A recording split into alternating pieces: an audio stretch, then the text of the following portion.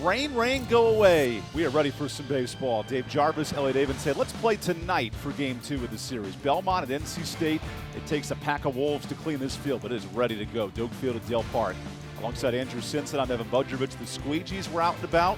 And with James Gruber yesterday, a home run. He got his season started with play. Yeah, he really did. Started with that Wednesday night, got a couple hits, and then here, the one home run of the day started there in the early beginning of that game, 3 for 5.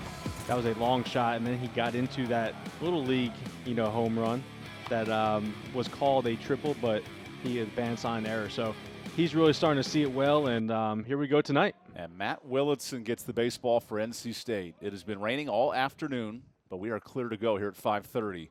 And Jack Rando, the second baseman for Belmont, gets things started.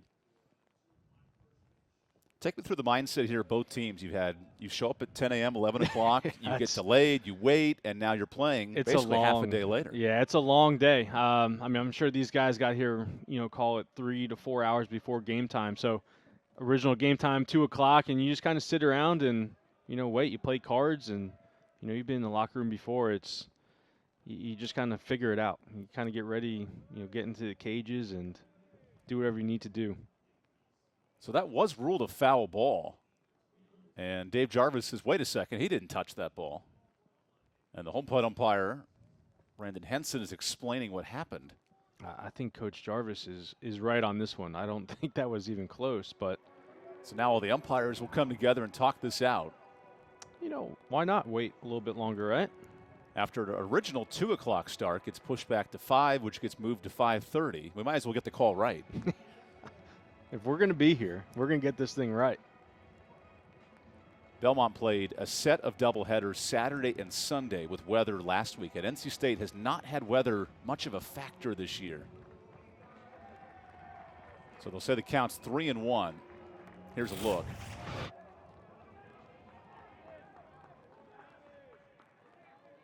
Yeah, that just missed the catcher there. Yeah, I think Kozar just missed that ball.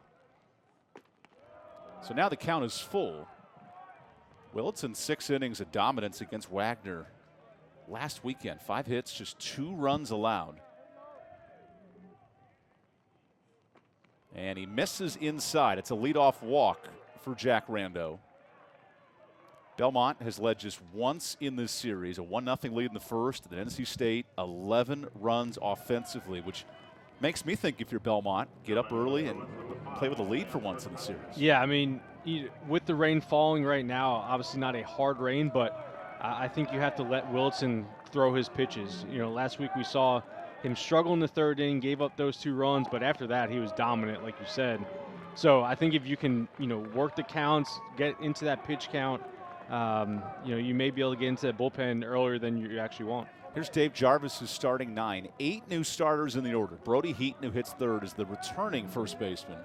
Otherwise, all new faces. Here's Sam Kirkpatrick, the Holy Cross transfer. And he wants to bunt. Kozart bobbles and shows off the arm behind the plate. That's a factor in this game. Wet, slippery conditions, and small ball could play a factor for Belmont. Yeah, I like that play. You get a runner in scoring position early against Willitson. Kind of put that pressure on this NC State defense and pitching staff, so they're in a good spot right here in the first. There's Will Marcy at first, Harrison at second, Green at short, Gruber at third, the same infield for NC State. And here's the big RBI threat in the Belmont order. Brody Heaton, who had 62 runs batted in. That was top 10 in the country in total RBI. You hear those storms coming. We are in good news. This is just a minor swell. Not a big rainstorm coming the rest of the night, but it will be a factor the first few innings. The low pressure system will rise out of the area, clear up for some sunny skies tonight. Did he go? Yes, he did. So that's strike 1. Is that your day job, being a forecaster? Don't hold me to it. Other people are right 50% of the time. It's either going to rain or it's not. You think hitting's hard. You hit about 330, you're an All-American. You hit 500 in the weather report, and you're considered pretty good. Good back pick to second. And that one's called up right. Willitson guns him down.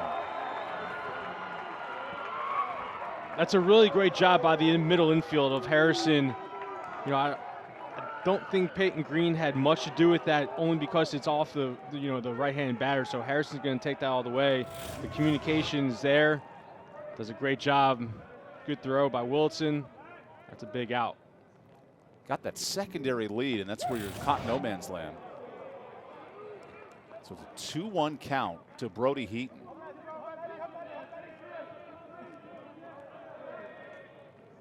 Only the second time Belmont's been picked on the bases this year.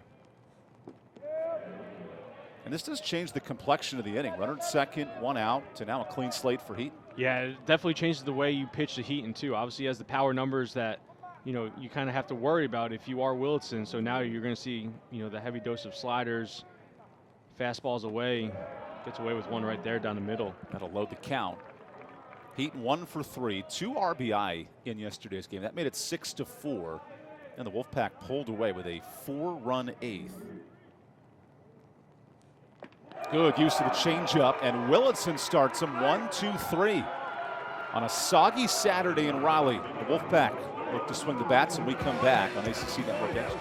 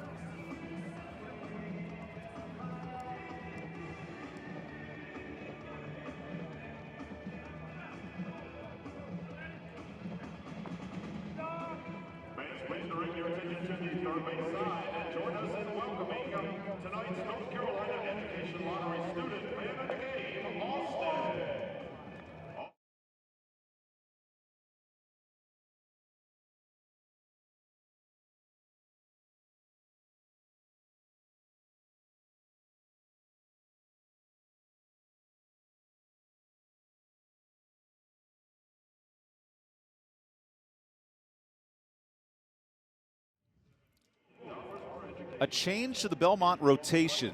Expected starter Jalen Borders not available today. So Jordan Zuger, the midweek starter, all OVC freshman, gets the ball today. You go from a traditional lefty rotation to a right-hander. How does this change things for Belmont? Yeah, I mean, earlier on, I think you count on that Saturday guy being there, so you have to kind of shift gears, and now Zuger steps into this starting role here on Saturday, and it's just a matter of, obviously they trust him a lot. Threw a lot last year. Alabama, Vandy, Tennessee. He's faced all the good teams, so kind of what he has, and now is another big spot for him. 4 1/3 in his first outing this year against UT Martin. Facing an NC State order that's hitting .322 in the first week. 8 home runs in the first 5 games. A powerful order for Coach Avon. And that's the thing that they thought they were going to lose a lot of, right? The power numbers. You lose Tommy White, you lose Josh Hood. So I thought they thought the numbers would be down on the power side, but these guys can swing it. Obviously, Parker Nolan had a day down there in Conway, South Carolina against Coastal on Wednesday. 6 RBI in that matchup. And here's Candelaria going after the very first pitch. Jack Rando is there. We saw the squeegees earlier in the game. That outfield, the coaches were walking through it, felt comfortable, felt normal. Part of this phase 1 of Doak Field at Dale Park. Much better water filtration. And that's important, too, because you don't want to play on a soggy or damp field. I don't know if that'll play a factor tonight. Yeah, I mean, whenever the grass is, a little slick, you got to get a good handle on the ball, whether you're throwing it as a pitcher or infielder. Definitely going to be a factor tonight. Well, James Groover, we showed you in the open, dominated on Friday. 3 for 5 with 4 runs batted in. And he grounds one into the turf. Good snag at third by Landers for a second out. This Belmont defense, 4th in the country in fielding last year. Solid on that end. All new starters on the infield and 3 brand new outfielders for Coach Dave Jarvis. Yeah, and we talked a lot about NC State having 21 new guys. Belmont's in that same position. I think you get a lot of that now with the transfer portal and whatnot. So definitely a tall task. But, yeah, I mean, I think, like you said, they are a solid defensive team, and it's just a matter of continuing that, and that's what's going to keep them in ball games. Belmont last season, .983 fielding percentage. There's Kirkpatrick, the transfer from Holy Cross, 2-year starter for the Crusaders. Now he's with the Bruins. Those are some slick unis tonight. They are. I really like those. I love that powder blue for Belmont, based out of Nashville, Tennessee. Navy blue, red, and white versus the camo looks for NC State. Here's Noah Souls with 2 outs in the inning. Are you a fan of the same color pants? You know, we've seen NC State wear the red pants with the red jerseys. It gives me an on-brand look. I know in baseball, white and alternate colors match well, but that's a clean all blue as there's a 4-pitch walk. I think of the Cincinnati Reds when they go red tops, red bottoms. That stands out as a nice bright color. I think the Blues have the same look, kind of that powder blue, almost a basketball jersey. It is, yep. Type of look. I like the digi-camos. Honoring the military today for NC State. And all these programs now have like 15 different uniform combos. It's insane. It's hard to keep track of. Thankfully, from our perspective, you can read the numbers. That's the most important part. That's all we care about up here. As Will Marcy steps in. Maybe not for the pitchers who decide the uniforms, but for the broadcast staff. As Marcy drives one down left field, it goes out of play. Marcy 0 for 3 and a run scored yesterday. We talk about conditions. That pine tar could play a factor. Grip on the bat, running around the bases, those little things that get amplified as the rain finally dissipates. Because it had been drizzling from about 11 a.m. till even into this first inning. Yeah, I don't think it really stopped at all throughout the delay here in Raleigh. Rain just kept coming down, and that's kind of the forecast that we expected today, but luckily enough getting this game in. Good use of the breaking ball. That stays up for Jordan Zuger. 6'3" righty out of Hendersonville, Tennessee, one of 12 Rocky Top natives. Threw 38 innings last year, so a trusted midweek arm. Now he's in the rotation. And an excuse me check swing that stays fair. Nice job by Heaton to make the play. So a quick first inning for both squads. Belmont comes to the plate when we come back here in Raleigh.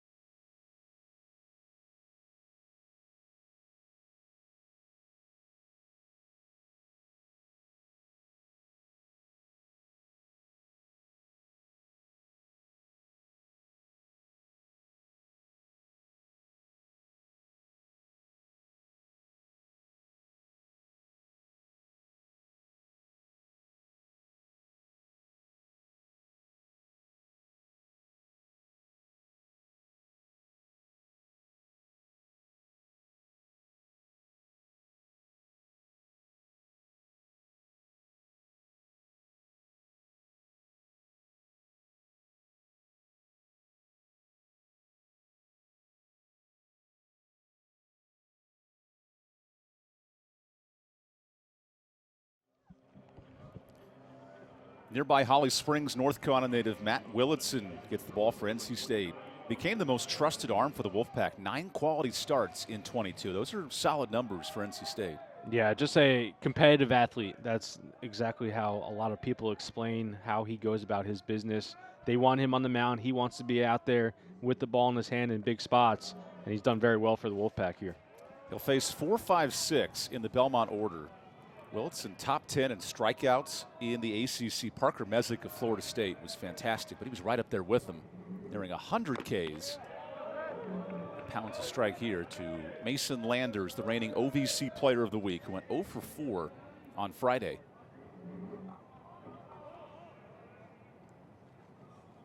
Anders out in front of that changeup, and that's the go-to pitch for Willitson tonight. And when it's on, it's on. You know, I think last week we saw him be able to, I think he had 6 Ks, and I'm going to say 5 of those 6 were probably off of that changeup. If he's able to locate that fastball, which he did last week, he goes to that changeup deep in the count, and that will be his out pitch.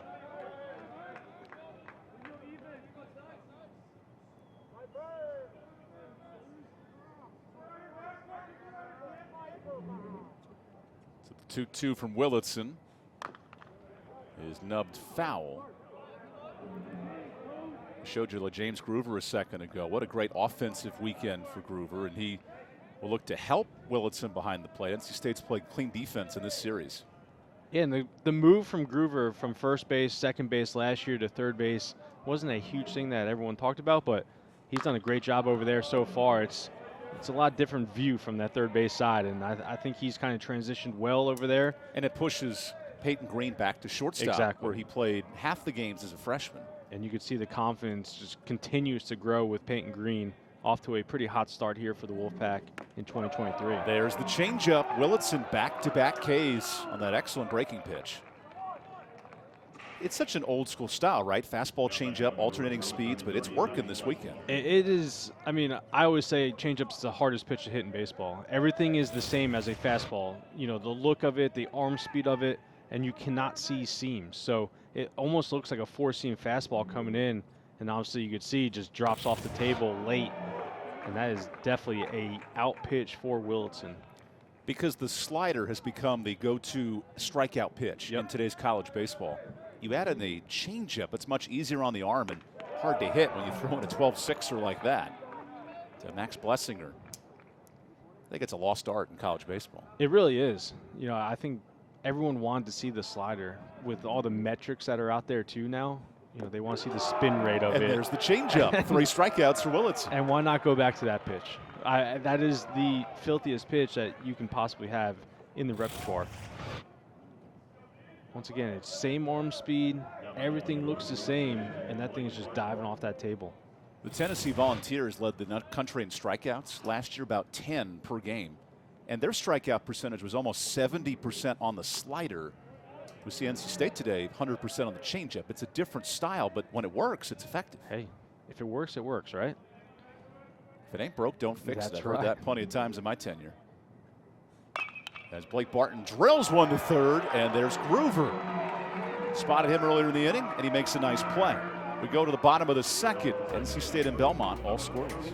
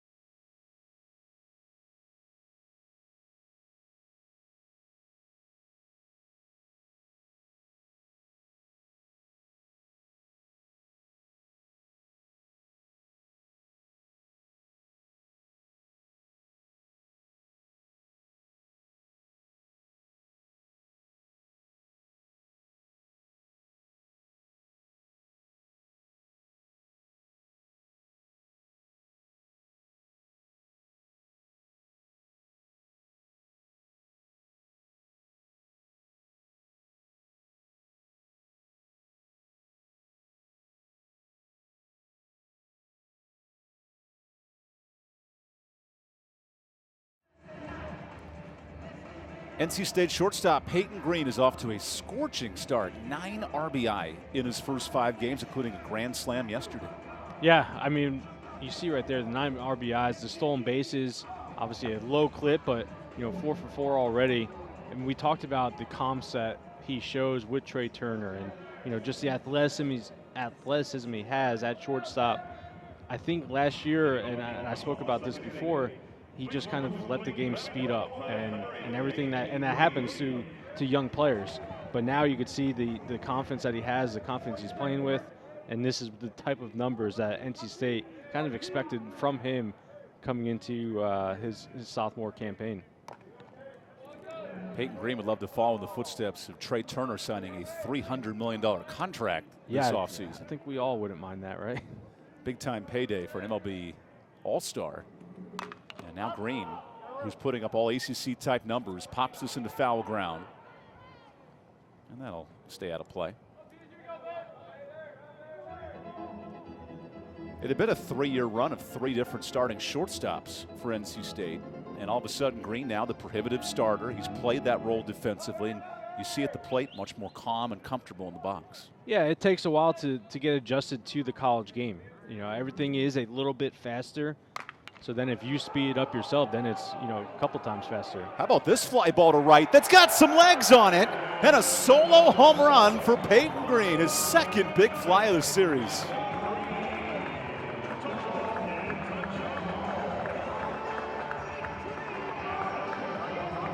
I'm not going to lie, Evan, I did not think that one was out of this ballpark. Neither did I. The ball does not usually fly out to right field. Gets a good piece of it. Look at the reactions. Yeah, gets a good barrel. And that ball is probably 2 to 3 balls outside of the black. Harden just runs out of real estate out there in right field. Puts NC State up 1-0. 9th home run for NC State. And if the ball's traveling to right field tonight, already a hitter-friendly ballpark, this will be tough for the opposing pitchers. A couple of changes in Elliott Avon's lineup. Once he noticed there was a right-hander as opposed to a left-hander. Carter Trice moves down from 3rd to 6th in the order, and he hits a fly ball to right. You see it playing well as that's caught by Ethan Harden. I do wonder how that affects a pitcher for both these teams when you see the ball traveling well.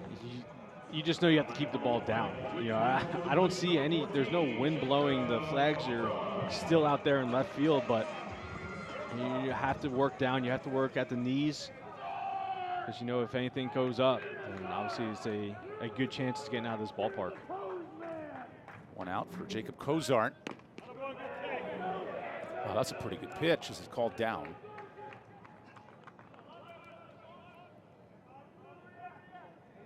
Cozart has one of those 9 home runs for NC State, and he drills one foul. We speak of Green's development from year 1 to year 2. That could be said of Cozart as well behind the plate. Patrick Bailey, many others. Here, great defensive catchers for NC State.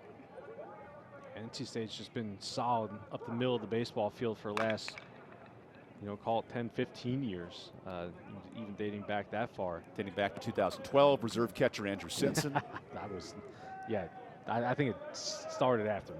And carrying the torch here in Raleigh. Those are the numbers in year 1 for Cozart, over 40 starts. And he rolls one right to second. There's Jack Rando for the second out. And that 240 batting average that he finished with, don't let that fool you, because he was down under the Mendoza line for much of the year. He went on an absolute tear that last month and a half that got him up to that 240. So he kind of carried his momentum from last year into this fall. Coach, talking to Coach Avon and Coach Hart, you know, he just put in the work and he continued to get better. And that's why he's in this lineup consistently now into 2023. The Mendoza line is named after Minnie Mendoza, who played with the Twins in 1970, hit 200, and they set the limit as 200 for the Mendoza line, for those who did not know. Parker Nolan is hitting way above that line as he slots in with a .357 average. Hit an absolute bomb against Coastal Wednesday night. And he rockets one away from the shift for a 2-out single. So Parker Nolan's been on in every home game this year. That continues on the road as well. Nice hitting streak to start his tenure.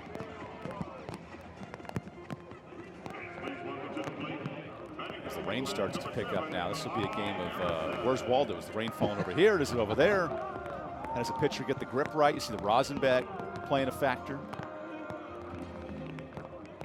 And the tough part tonight, Andrew, is that this is going to rain like this for the next 3 hours. Yeah, there's no avoiding it at this point. You know, we're here. The rain is not fun to play in, especially, you know, as a hitter, those drops start to fall from the lid of your brim. Now this pitch gets away. So there's exhibit A of wet conditions, hard to get the grip. Umpires can make the decision here whether to keep the game going or not, and they should keep the game going. Yeah, and you know, this year NC State having that turf home plate, that changes a lot of it. Now you only really have to fix the mound. The infield that they let kind of get a little bit more wet than usual. You know, they can do that here, especially in phase 1 of the Doak upgrade. They've put in a new draining system that I know they like here. So we're going to put that to test tonight. For better or for worse, game 2 of this series controlled by the drizzling rain all afternoon. And a 2-0 count. Jordan Zuger gave up 6 hits and 4 runs in his last effort. And you see, it's not coming down pouring buckets, but it is playing a factor. Yeah, this is less than ideal conditions to play in. I'll say that. Here's a line drive that is just caught. What a play by Ethan Hart, battling those lights, and he hangs on. Not before Peyton Green goes oppo taco in the second inning. A little power from the sophomore. 1-0 NC State as we go to the third. That ball just snuck out of here in Raleigh on a wet night for baseball.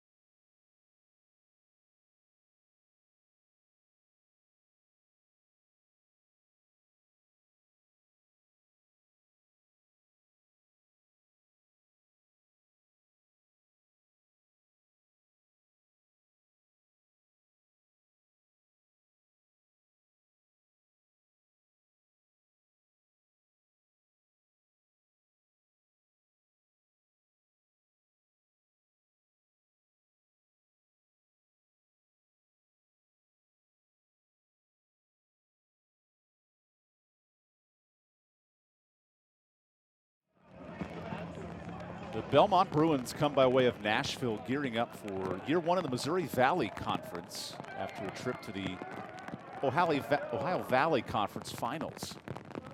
Lost to eventual tournament champs Missouri State, and now in a new year and a new league, picked 6th in the preseason. We noted the revamped order. Sam Slaughter, the DH. He played in a handful of games last year for Belmont. Now he faces Matt Willitson, who's been living by the changeup. This is popped up, and that'll drift out of play.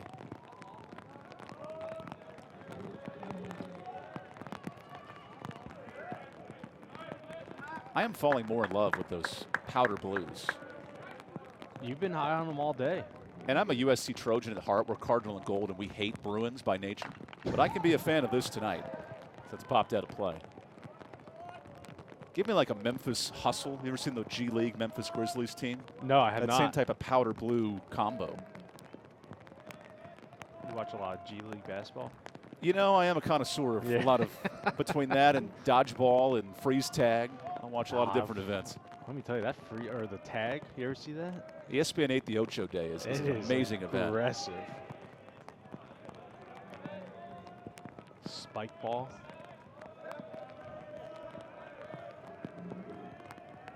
So Sam Slaughter down in the count 1-2. And Willitson dots it up at 85, just outside. Yeah, that's a really good spot right there. Cozart, one of the top receiving catchers in the country, usually that's the pitch that he is able to get back in for a called strike 3. Back to the changeup, and Willison's dialing up punch-outs. Give him 4. So there's nothing fancy. There's no tendencies he's breaking. It's rinse, wash, and repeat. Yeah, it really is, and it's the same spot. He's able to locate that thing, middle of the plate, dive into the outside black at the knees. Doesn't get much better. There by Brandon Henson. Hey, does that ball stay in the mitt? I like it. Little matrix. This thing is nasty.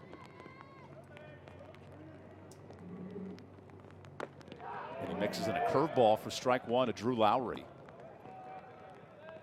As a hitter, how difficult is it to diagnose a pitcher who's this locked in? You know, it's tough because he's able to throw that little get-me-over slider too. So now he's able to locate 3 pitches. But the one thing that he does that other righties don't is that he throws a changeup to another righty. So a lot of right-hand pitchers stay away from a right changeup, but he does not care. He knows it's his best pitch, and he's going to go to it. There's the changeup. There's Peyton Green, and that's the second out.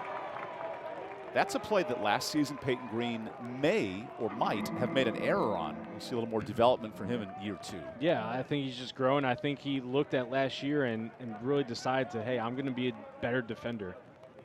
And you could definitely see it coming into fruition for him now. Green's fielding a perfect 1,000. We're going to knock on the provocative wood there from the broadcast jinx, but otherwise Trice stays in left. We've seen this defense basically 4 of the first 5 games. And think back to last year, a 963 fielding percentage. That jumps up to 975 in the first 2 weeks.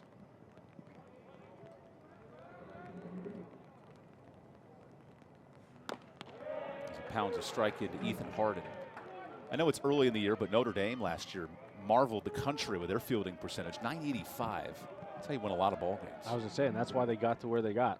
You know, it's your pitchers start throwing with more confidence, more trust, and your fielders just know that, you know, they're going to make the play no matter what it is. A College World Series appearance for Link Jarrett, Notre Dame. And the breaking ball is dazzling for Matt Willitson. 5 punch-outs in 3 innings. Willitson's ready to rock and roll here through 2.5.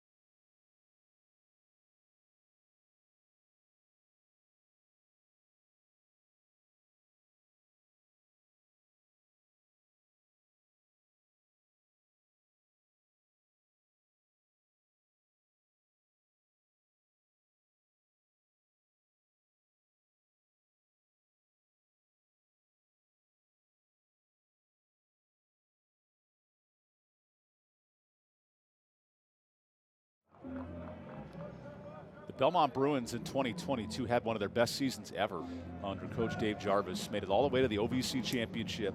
Player of the Year, Guy Lipscomb. Pitcher of the Year, Andy Bean, who we saw yesterday. And Jarvis, his first OVC Coach of the Year honors as they make the run over to the Missouri Valley Conference. And Coach Jarvis said that's more of a pitching-friendly league. It was more offensive-minded in the OVC, and now it's about quality arms and winning games with pitching and defense in the Missouri Valley. Yeah, and I think you see that across the board, across, you know, the country and all of college baseball. The pitching depth and the defense is going to win you games and, you know, get you deep into the season. That's when you want to be at your best. Last season, the SEC had the highest scoring league by game average. Now, ballparks are a bit smaller, more offensive-minded, but that played a factor.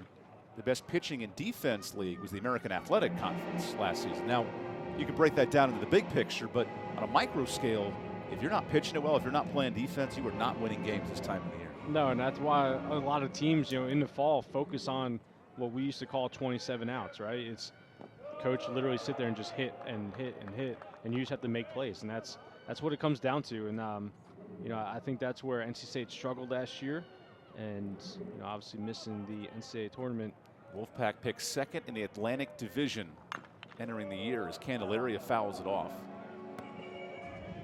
Programs like Notre Dame have seen Omaha's success. North Carolina in recent years. This is an opportunity for NC State to get back to a regional, one of the last 5 teams out. And their defense was not at high levels compared to years past. Bottom of the ACC in fielding. Scoring-wise, you hit 294, 100 doubles, 100 home runs. I mean, those elements are there. And that's the thing, if you get down and you start making errors and giving away outs at this level, now you're putting your offense in a hole. As a good backdoor breaker from Jordan Zugar gets the strikeout.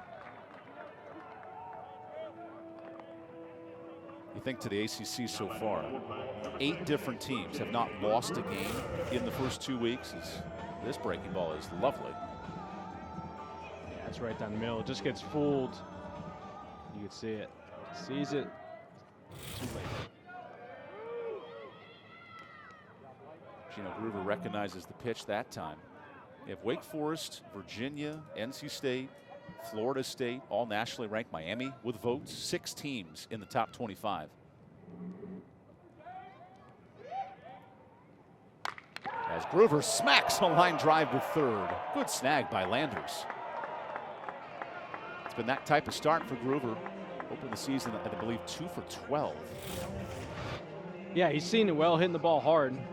Yesterday he finally broke out a little bit, but that's a base hit 9 times out of 10. Yeah, what are you supposed to do with that? That's baseball. Hit it where they're not, right?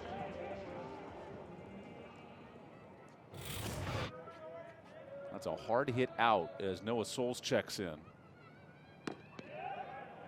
Jordan Zugar is working backwards today, and it's figured it out the second time around. Yeah, I think it's, late in the count when you're trying to throw that pitch, it looked like you kind of lost control of it. So I think it's just a different mentality early in the count. He knows he can just flip it to get it over. And then quick 0-2 here against Noah Souls.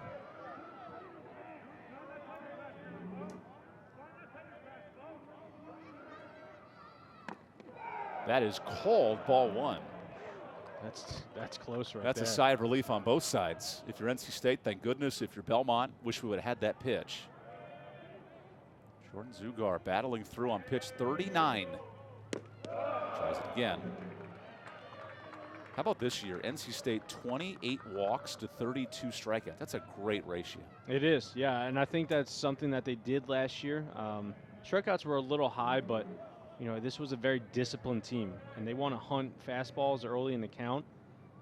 They're doing a nice job of just battling this year. As that ball stays in play, the out is recorded, and a quick 1-2-3 for Belmont. We'll head to the 4th right after this.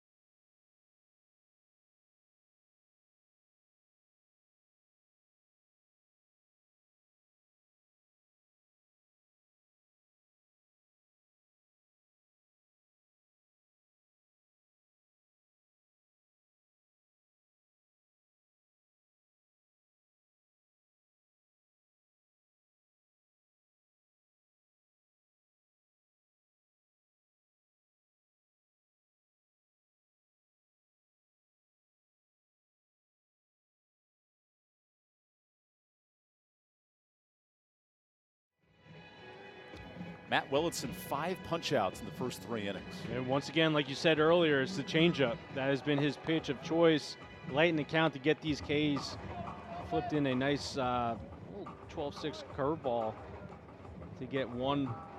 There's another nasty changeup.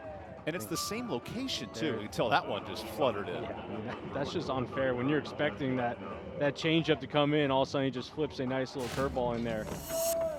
Not fun as a pitcher, or I'm sorry, as a hitter to face this guy tonight. So Jack Rando looks to break the trend for Yeah. Belmont. I mean, right now it's consistently 3 pitches for strikes.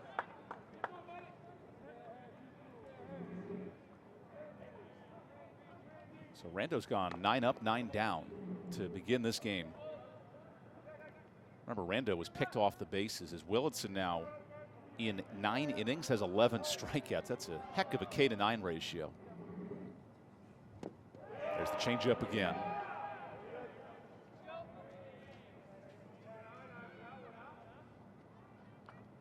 Kanan Silver led NC State with a 4.3 strikeouts to walks. Willitson's matching him so far. He has only issued 1 walk all season because he's pitching a contact like that. Green bobbles, collects, and makes the play. A mature moment for Peyton Green, recovering and making the out. Yeah, and we talked about the game speeding up last year. I think that's where, in a situation last year, you would see him kind of rush that throw and probably, make an error. Now he knows, calm, cool, collective, take it off the chest, knock it down, make a good throw for an out. And shoot off the arm strength, too. That's a heck of a throw. So NC State avoids the error. And with 1 out, Sam Kirkpatrick is up. And more impressively for Willitson, only 42 pitches, and we're in the 4th inning. Well, it helps when you're on, working ahead of every single hitter. 11 Ks to 1 walk this season. That is a heck of a ratio. You take that any day of the week. There you go, change up for strike 2.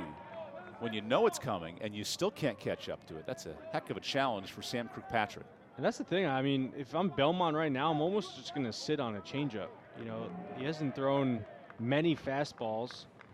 Another change up, that time a good adjustment. Yeah, and I think you almost just have to sit on it and, sit there and expect it. If you get fooled by a fastball on the inside part of the plate, you tip your cap and, move on. But you just can't continually get beat by the same exact pitch at bat after bat. There's the inside fastball. It is driven out to right. That'll stay in the park for Candelaria. Given that home run by Peyton Green tonight, I am waiting on every fly ball to right field. It's fooled me a little bit tonight. There's a 2nd out. It really has. I mean, like you said, I did not think that ball was getting out of this ballpark. He's just showing a little bit more pop this year, too. He did put on 10 pounds in the weight room. You and I put on 10 pounds for the wrong reasons. Yeah, I haven't seen a weight room in years. I walked by them on my way up the street to go to the ballpark. Hoping osmosis works out for you.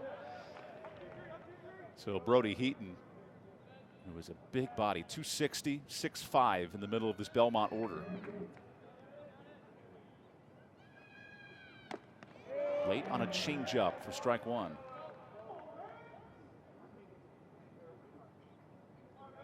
Willitson has kept this lineup at bay. He's been 11 up, 11 down so far. And this is what you want after a long delay. You wait 5 hours to play baseball. Pitchers come out and throw strikes. And that's the hardest thing for a pitcher, too, because, pitchers have such a routine that they get into when they get to the ball field, expecting to play it, too. And Willitson was strategic. He didn't start any warm-ups pre-game before the original start time. He waited until he knew exactly when the game was going to start. Some strategery on his part. A little bit of oomph on that breaking ball.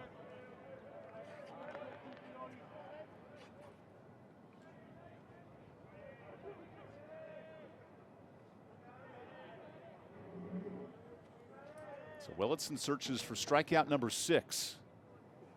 And he gets it with a changeup.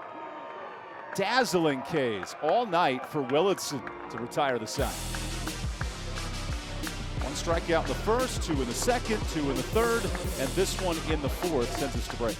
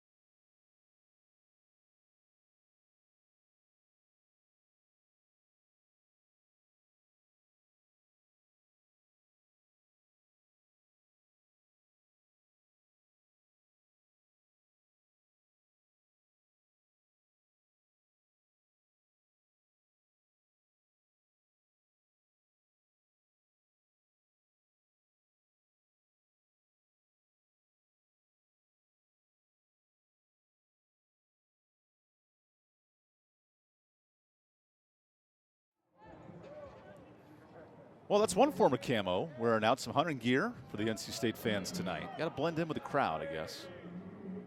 Looking good with some wet weather, gearing up for game 2 of this series.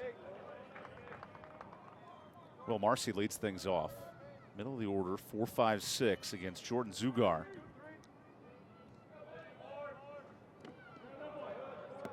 Both pitchers have thrown strikes for the most part, besides this at bat. The lone difference, a Peyton Green solo home run back in the second. And a pop-up major league height. That'll drift out of play.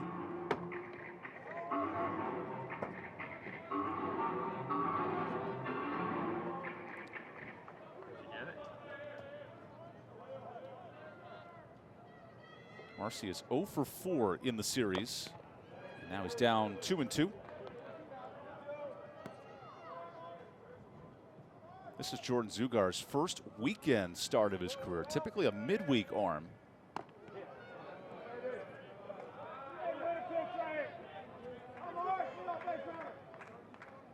I mean, pretty good arm to have midweek, right? I've been pretty impressed with Zugar so far tonight. It was a good take by Marcy to get.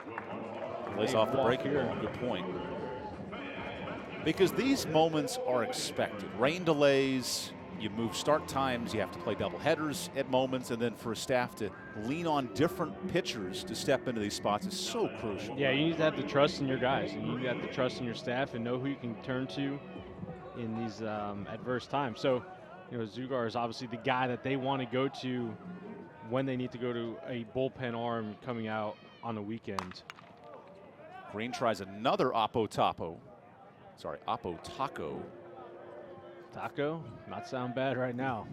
Been at this ballpark for a long time. A little cheesy gordita crunch. That'll get you rolling here tonight. Too bad I'm lactose intolerant as Green digs in. Me too. You are? Yeah. We have that in common. Okay. Alongside Andrew Simpson, I'm Evan Budrovich. We're both fans of the cheddar. That fastball's fouled away.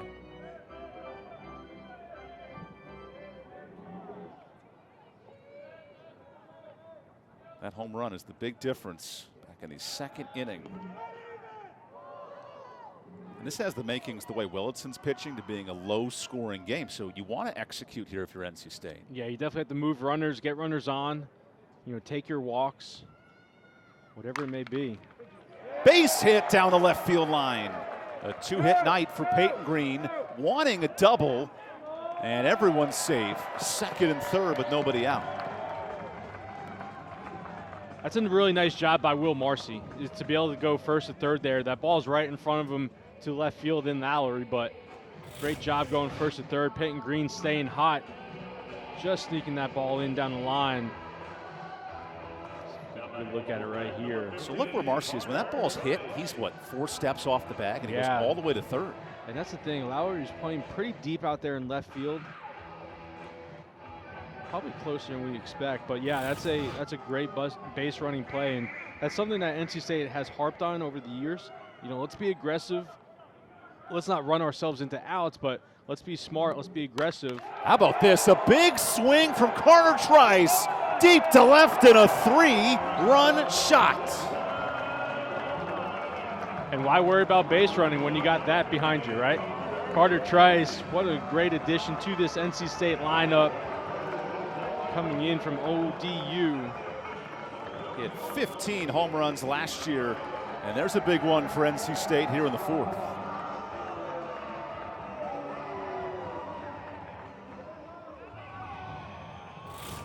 Get a good look at it right here. Hunt red early. That is something that I heard them talking about early in the pregame, the pre-game, I guess I could say. But they wanted to hunt that fastball early in the count, get a good swing on it. Carter Trice does that right there. So 10 home runs for this NC State offense, only game 6. And the second big fly given up by Jordan Zugar.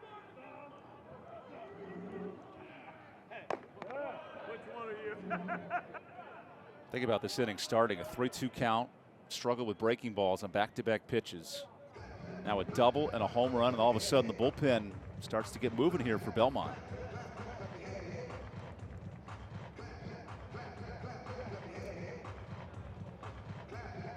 Have you seen an adjustment here from NC State the second time around the order versus the first? Yeah, I think they are being a little bit more aggressive early in the counts.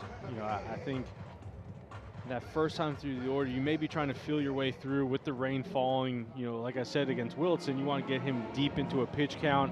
I think NC State was doing just that against Zugar, but now they're coming out being aggressive. All of a sudden, a 3-0 count for Zugar, who has not gotten anyone out here in the 3-run fourth.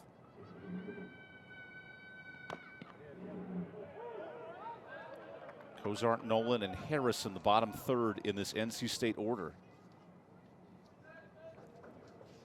An offense that scored 10 runs a game in the first 5. It has not slowed down anytime soon. And it might continue here. Deep fly ball to center. That stays in the park for the first out. There's Blessinger.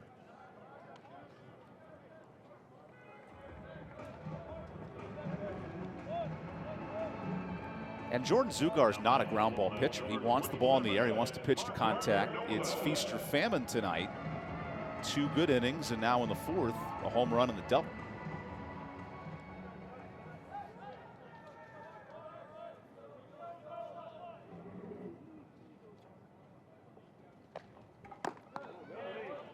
Yeah, and I don't think that's going to be NC State's motto this year. Live by the long ball. In the years past, yeah, they definitely had the lineups to get that done, but they've definitely shown their power numbers early in the season. But I think they are a gap-to-gap team. Build runs, build big innings by doubles, singles. Maybe a hit and run here or there, but so far this offense looks very good early in the season. Parker Nolan takes strike 1, and he has exhibited the big power in the order. 3 home runs, 8 RBI, including 7 this week alone.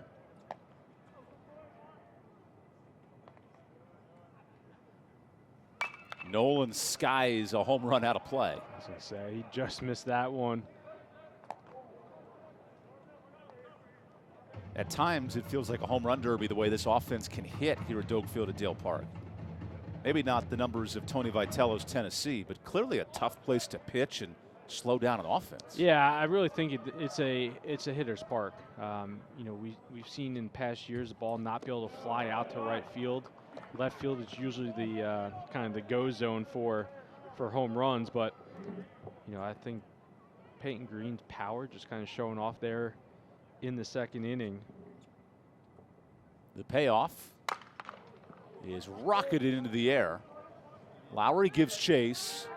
Lowry has room and makes the catch right on the foul line. That's a difficult second out.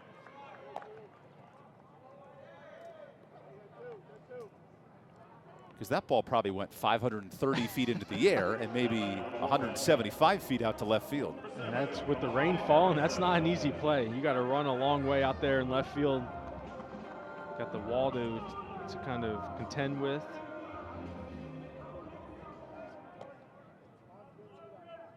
Kalai Harrison hits 9th and gets his second at bat.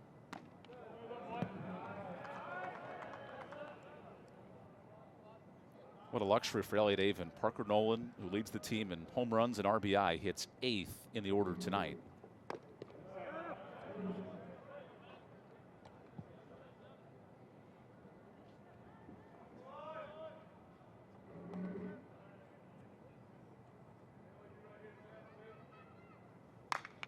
Harrison skies one out of play.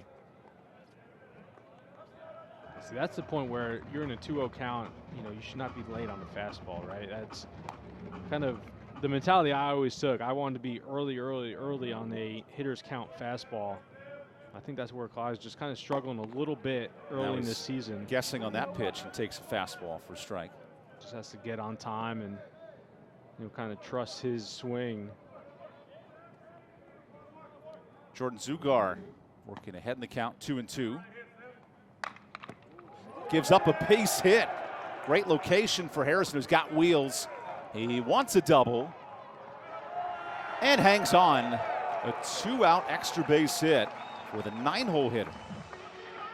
Like I said, be early and pull that ball, right? No, let's Spy Harrison's taking the opposite approach and sneaking that ball in the left field line. Kind of gets a jam shot. It's on the inside part of the plate. Does a great job getting himself in the scoring position. And the celebration, of course, after the fact. Third extra base hit of the inning for NC State. And now the pitching coach comes out.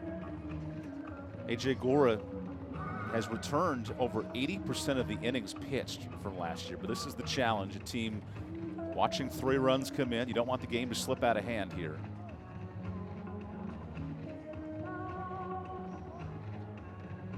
At the same time, the staff has done a good job all year of keeping teams off the board as Will Pryor warms up.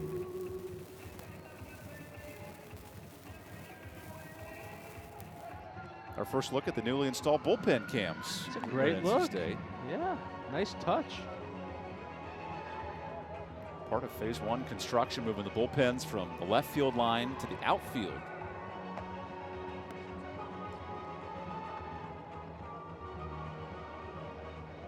And let's see if Jordan Zugar can escape this threat. He's given up a double, a home run, and now another double for Harrison.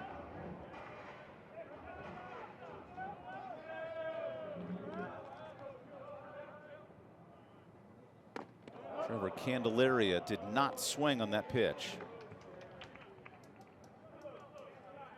Candelaria with runners in scoring position this year is hitting .545.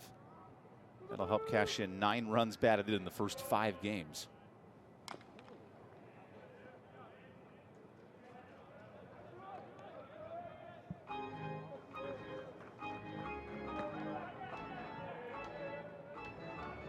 It is early in the year, but NC State leads the ACC, hitting .370 with men on the bases.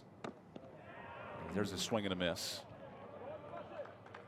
Those numbers make life tough for opposing pitchers. It really drags out an offense if you can keep cashing in. And the one thing they've done is they've gone kind of build at bats. You already see this will be the 70th pitch for Zugar, and they battle. They foul off pitches. You know, they wait for their pitch to kind of come into fruition, and they've done a good job of really just battling and putting the ball in play. 8 2-out runs yesterday in that 11-4 win. And searching for another here is Trevor Candelaria. Who pops this up. This should end the inning for Barton. And he's there to make the catch. So that time Belmont escapes the threat. Not before Carter Trice unloads deep into the Belmont bullpen for a 3-run shot. Yeah, gets a fastball on the inside part of the plate. He does not miss. NC State up by 4 through 4 innings.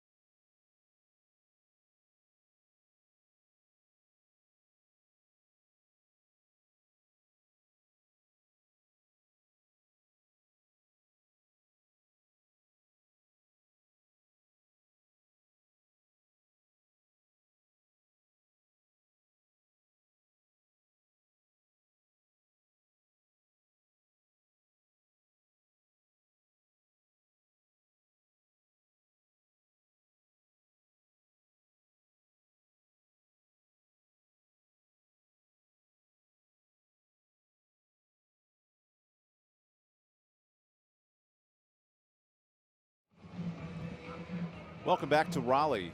The weather has finally cleared out, making for a great night of baseball. NC State 4-0 lead over Belmont.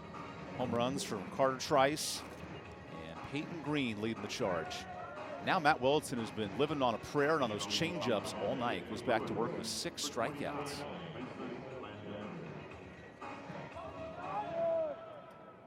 Let's see what adjustment is made the second time through the order for the Belmont Bruins.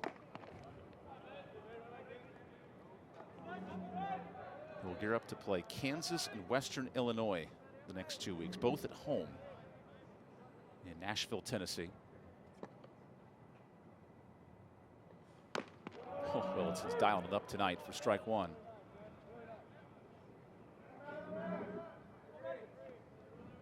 He really is. Only 56 pitches here in the 5th inning. A much better start than what he saw last weekend against Wagner. Say those 2 runs in the 3rd inning. He settled down after that and got a lot better, but struggled locating fastball. Did he go? You bet. That thing is nasty.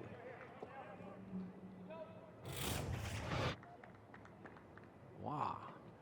Yeah. And the reactions from the dugout really tell the story there. Fouled off the front foot. That's where the shin guard really helps. If it's covering it. Oh, I don't know if it is. But it's got rainbow colors on it. It reflects well in the light. Oh, yeah. Okay, good. Woo! Evo Shield. Oh, that's going to help. Full count. Mason Landers entered this series on a 3-game hit streak. He's the reigning OVC Player of the Week. 0 for 5 here in Raleigh against NC State. Good battle with 2 strikes.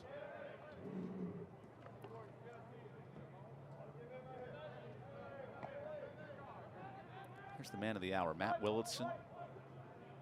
Nearly unblemished. There's his first blemish with a walk.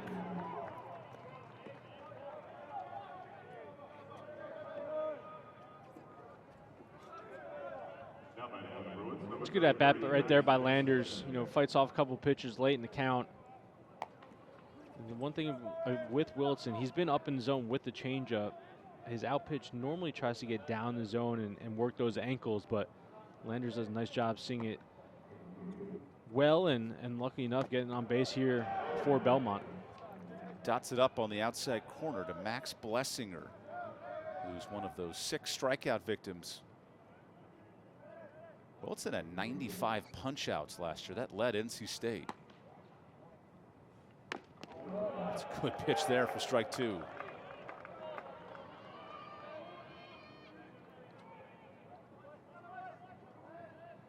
Once a starter gets rolling, you just marvel at how well they can dot it up.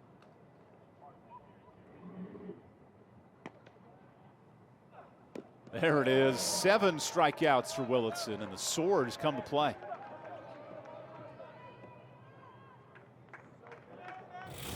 Kind of a broken record here, but yet another changeup. Working middle of the thigh down to the ankles. Once again, we talked about, you know it's coming, right?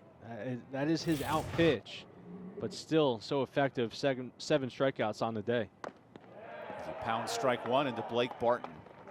Willitson's career high is against the Radford Highlanders, who come to town earlier this week. 13 strikeouts. That was back in April.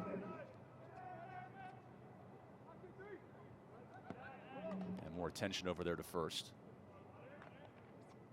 2 midweeks for NC State coming up, Tuesday and Wednesday against Longwood and Radford. Little Big South party here against the NC State Wolfpack of the ACC.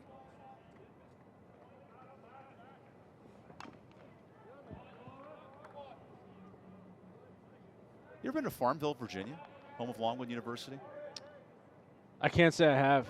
No. Home of the Appomattox State Courthouse. Hampton-Sydney, one of the first universities ever in Virginia. You do a lot of basketball games up there, don't you? I travel a lot of Big South country in my day. I was going to say. There's a great B-dubs up in that town. Not a lot of people know about the courthouse.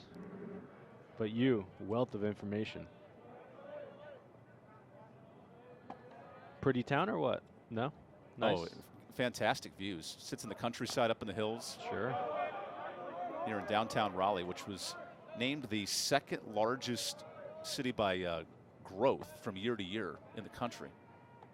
I could see it. Traffic. In terms of new population, people coming into town. A lot of Northerners. You're welcome. Between Nashville and Raleigh, 2 great destinations. This is lined out of play. Yeah, I'll be in Nashville a month from now. Cannot wait to get down there, see all live music. Of course, Brad Paisley, one of the all-time great alums of Belmont University. And the changeup is dialing up a beauty. 8 strikeouts. It's a record. We've talked about it, but it just keeps working every single time. Yeah. Why differ from it, right? Why go away from it? The arm speed's there. The pitch is there. The drop is there. Give this man a Grammy for best record because he is working that changeup to death. He's got that thing working right now. So 7 of the 8 K is coming off of the. Oh my God. Did he go? No. And I think Blake Felix sits over there and goes, wow, that's pretty good. And then when you have that in the back pocket that you throw probably once every 14 pitches, not bad for Matt Wilson tonight. Hard to keep your defense honest when there's so many swings and misses for strike one. I think the defense is going to take it on a night like tonight. Slick ball hitting the grass. Sam Slaughter remains hitless in the series, 0 for 5 at the plate. Takes 86 down the middle for strike 2. You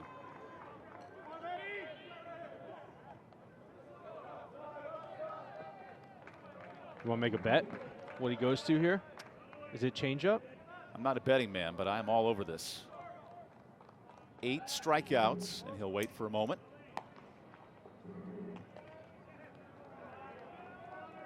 Do we double or nothing if he throws a slider here? Oh. Pitch 74 for Matt Willitson. Went fastball. Almost hit Sam Slaughter. And it's 2-2. Okay, here's your chance. Double or nothing. Yeah, I'm gonna go change up here. He showed fastball in. See if he goes change up out. Runner takes off. Change up, chopped to left. That is down for a base hit. Carter Trice could not secure it, so a 2-out single. That's the first hit of the game for Belmont. Which makes me bring up the question. 5th inning, do you dive for that ball given the hitless situation? Yeah, it's tough right there. I don't know. It looks like he's playing pretty shallow to start. Got a late jump on it. That's where you need the slide to keep, try to keep it in front of you, but. And I realize no hitters are more of a deal in the 7th and the 8th inning, but it usually takes that one defensive play to keep things going because there's a strike. You're exactly right. There's always one play that people will go back and remember. The San Diego Padres last season became the final team in Major League Baseball to throw a no-hitter. They've been the only team not to. Really? Yeah, every single Major League franchise had thrown a no-hitter except the Padres. They also threw a perfect game that same season.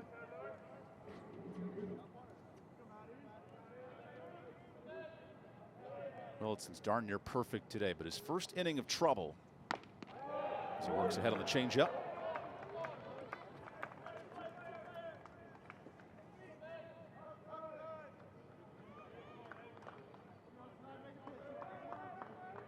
Six strikeouts last Saturday for Willitson. He's on 8 strikeouts tonight. Good stop by Cozart, but it skips to the pitcher. He throws to third, and there's the tag by Groover. A fortunate bounce for NC State to end the inning. Yeah, we talk about Willitson being an athlete out on the mound. Cozart does a great job keeping this ball in front. Matty Ice on the mound, making a nice play for out number 3 here in Raleigh.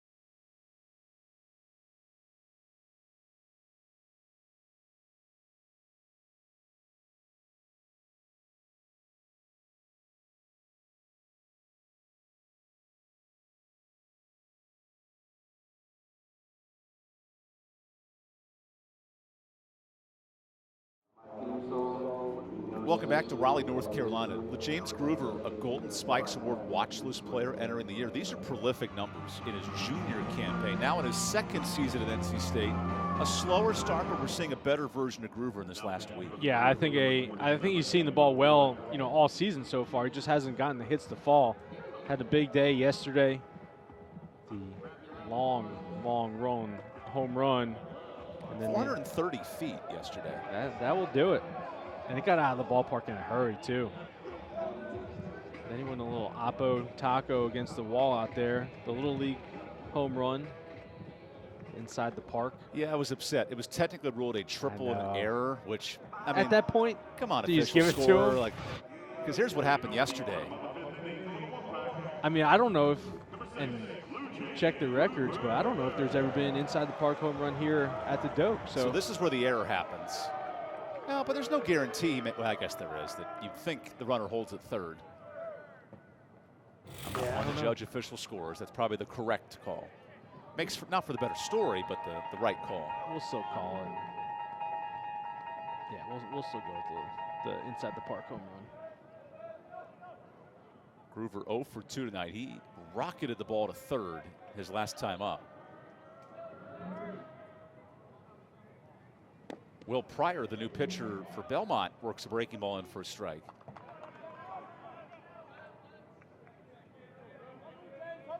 And what a tough welcome. 2-3-4 in the NC State order. Hard ground ball to short. And the first out. So that's 3 ground ball outs for Groover and 3 balls hit probably 90 miles an hour plus. I mean, that last line drive over to Landers at third base, ball was scorched off the bat. It's a really nice job by Kirkpatrick right there, making sure his feet are underneath him, making a good throw over to first base. Talked about that slick grass tonight, could play a factor. There's a strike to Noah Souls, who is off to a scorching start. 500 average for Noah. 5 hits in 10 at-bats. I can do that math all night. You started getting to 11 and 12 at-bats, you might lose me, but if I can count to 10, I can do Fingers, it right. toes. Soul started 43 games last year between the outfield and DH. Now he's the full-time DH.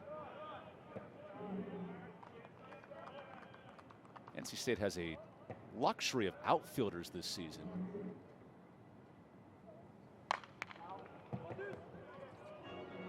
Which gives Elliott Avon come conference play time to work his lineup, get different players innings and at-bats. It's a neat luxury if you're NC State. Yeah, a luxury that any coach will, definitely take coming into a season. Now they're just trying to figure out what works. Take the puzzle pieces, put them all around, see what happens, and kind of whatever sticks going into that first weekend against Miami in ACC play. That's what they go with. The 3-2 is taken for strike 3. First punch out for Will Pryor. That was a close pitch, and it's called for the second out. That's a pitcher's pitch. You almost tip your cap, maybe a little down. Yeah, you can see right here, right crosses the. Remember where it crosses the plate too, not where you see it caught. Now it is ripped fair. Will Marcy rockets an extra base hit. That's the 6th hit for NC State, and 4 of those are extra bases.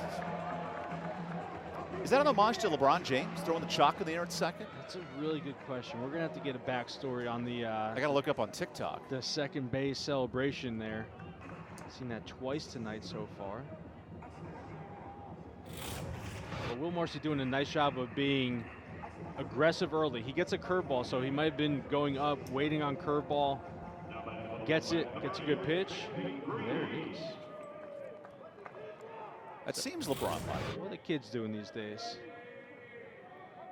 Whatever we're doing, they're doing the opposite. Yeah. I was always breathing too heavy to do anything at second base after running. How many career doubles did you have? Do you remember? I don't. I have no idea. Peyton Green hits with 2 outs. He has hit everything well. This ball stays inside the catcher's gear, and the throw to third is just late. Said before about the base running of NC State. They want to be aggressive on dirt ball reads, and they've shown that last year. They've shown it early this year. That's a great job of getting to third base here in a rainy night. Now you're forced to make good pitches with a runner on third. 6 of 7 on the bases this year.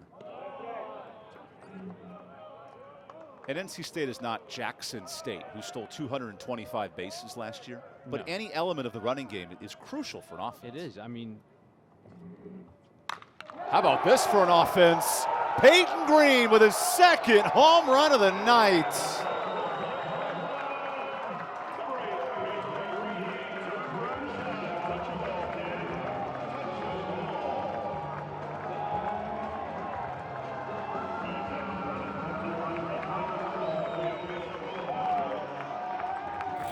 Peyton Green feeling it.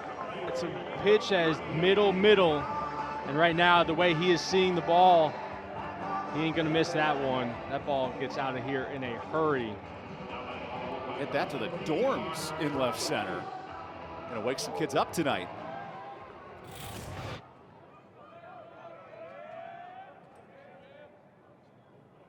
That 417 feet.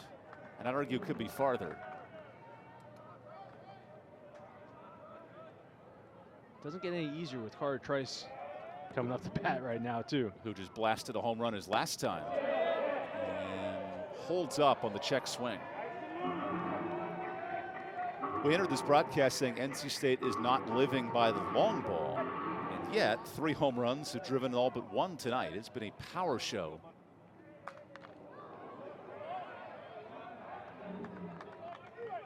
What's different about this year's offense than what we saw in 22? I think the 22 offense was just established. You know, I think with a lot of new guys coming in, you just don't know what you're going to get out of them. You don't know what to expect. Yeah, they've all had great careers at ODU and, you know, Davidson and Texas A&M. But then when you bring them all into one lineup, you just don't know what you're going to get. I think last year, play discipline was a big. What a whoa, snag. AJ Gora, the pitching coach, on the snag. Not even flinching either, going straight to the radio. There's Gora in the middle, calling the pitches. Second year here at Belmont. He's explaining his reaction time. Wow. Leading to a strikeout. Will Pryor says, anything you can do, I can do it a little bit better. And 2 strikeouts to end the inning. NC State adds to its lead with a 2-run shot by Peyton Green.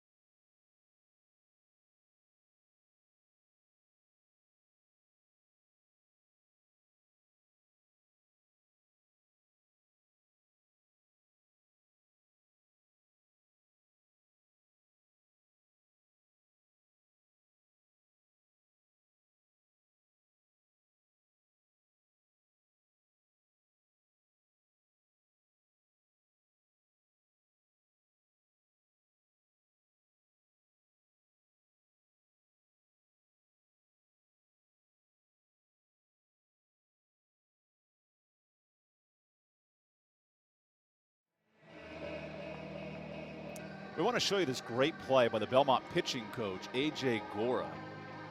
Wow. Stick him. Hands. The next pitch is a strikeout, so whatever he said to that walkie-talkie, it worked.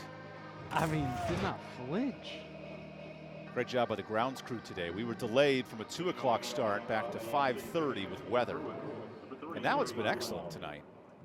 Is that what you're going to call it? Better than because expected. There's no rain? It's almost as if we started the game at 5:30 originally. It'd be a better day for everyone. But here we are. We're enjoying ourselves here on ACC Network Extra. Matt Willitson, he doesn't care what time the game started. He is dialed in. Giving up a ground ball to Peyton Green, the hottest hitter in this ballpark, and he makes the play at short. 3 home runs in the series for Peyton. Think back to last year. Tommy White had 5 home runs in the opening series. That's the type of weekend we're seeing for Peyton Green. Yeah, just playing with a lot of confidence. You could see it, having fun out there. That's what it's all about. The sophomore only had 7 home runs last year, and all of a sudden he's up to 3 in the first 2 weeks. So that number might become 13 or 15 by the time all things are said and done. Another test for Green. He is feeling himself right now, and back-to-back putouts. Have you ever been in that sense of confidence and emotional state? How do you play when you're rolling like that? Yeah, I mean, I definitely didn't have many of them, but you know, when you get into a little groove and you're seeing the ball well at the plate, you feel like there's nothing you can do and defensively. He knows it right now, right? Yeah. Like you can tell you've hit 2 home runs, you're fielding the ball well. Yeah, I mean, it's your whole entire mindset changes where, you know, everything just becomes a little bit easier. Baseball is a very hard sport, so that becomes a little bit easier when you are in that kind of mode. Meanwhile, Matt Willitson's throwing a 1-hitter as we sit in the 6th inning. Season high 8 strikeouts for Matty Ice.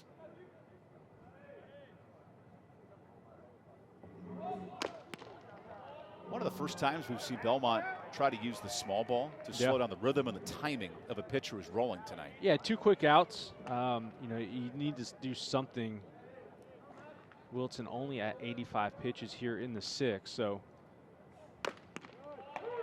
not sure how much longer you're going to see him. That was my next question. Be a pitch is 100 the leash? I mean, he's only thrown a 1-hitter. Like you.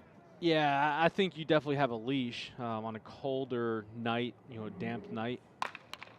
Another ground ball. Here's the right side of the infield. 3 outs for Willitson quickly. 87 pitches so far. He's rolling, and the Wolfpack are up by a touchdown here at ACC Network Extra.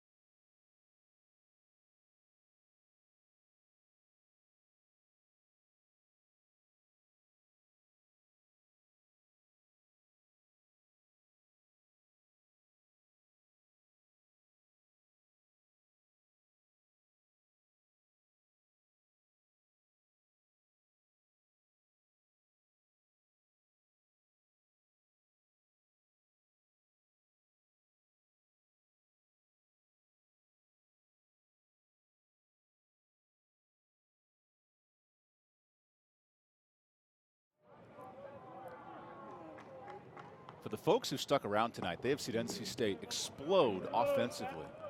3 home runs. Jacob Kozart would love to add to that total. 7, 8, 9 in the Wolfpack order against Will Pryor.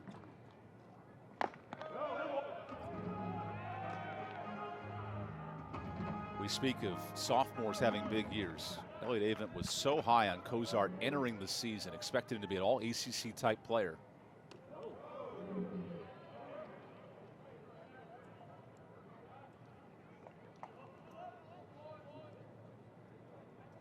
How about the glove color combo right there? It matches the uniform. I like it. As Pryor dots it up for strike 1. If you look good, you play good, and if you play good, you get paid good. That's right. If you get paid good, you live good. Deion Sanders heading up to Boulder, Colorado, who does not have a baseball program. Although if any man could coach both a football and a baseball team, I'd put it on Dion's shoulders. This pop fly will sit in the air for about 30 seconds. I lost sight of it. And it's 3 rows out of play. We do talk about catchers, and Kevin Parada was the class of the ACC the last 3 years. That throne for best catchers now sort of wide open for the likes of Cozart and Crew to slide in that role. Yeah, I think Cozart can definitely be the guy. He's obviously last year a top receiving catcher in the country. He does a fantastic job of getting his pitcher strikes, and that's a kind of a lost art. But heck, does a pitcher love that? Dalton Rushing of Louisville was also all conference. He went in the MLB draft as well. So it is sort of wide open of who's that next generation of great ACC catcher. This fly ball might be trouble. Who's got it? Oh, good recovery by Landers. I mean, there's just nothing to make that look like an easy play. 300 feet in the air, dark night. Rainy, drizzling. Staring into the lights. The brand new lights as part of phase 1 here at Doak Field at Dale Park.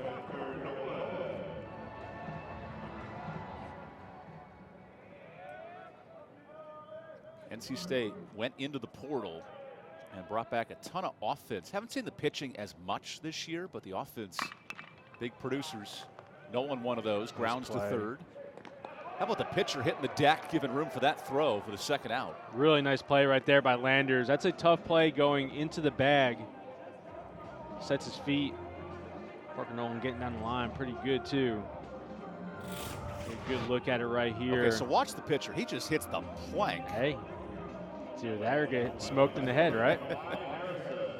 Smart play by Will Pryor. Do you practice something like that? No. Pitchers are usually the ones that you're like trying to avoid in the middle of the field and trying to make a throw across the infield. So good on him. Because I know pitchers practice backing up throws from the outfield if they have certain assignments at first or behind the plate, but hitting the deck and that's baseball IQ right there. Falling hard. So 2 outs for Kalai Harrison here in the 6th. Pryor has elements of a Justin Verlander leg kick, and he models his game after Verlander, including the team's bio online. Now Harrison with another base hit, dropping that in the left field. Here comes the speed of Harrison, and he hits the brakes.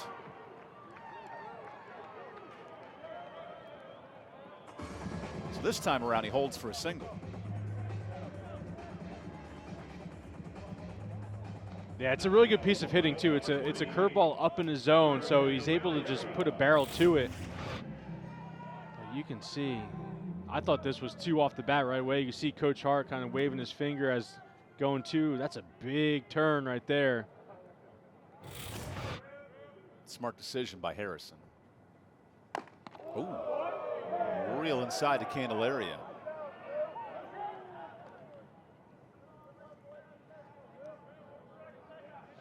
All mustache team here at the end of February. March Mustache Madness starts on Wednesday, if you can believe it. He's trying to start off on the right foot.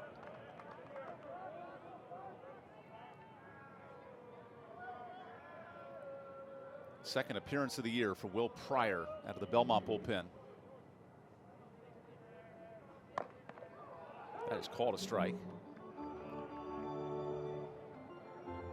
Yeah, Pryor's looked good so far. Works quick. You can see him already back on the mound, ready to get that sign from his catcher in Barton.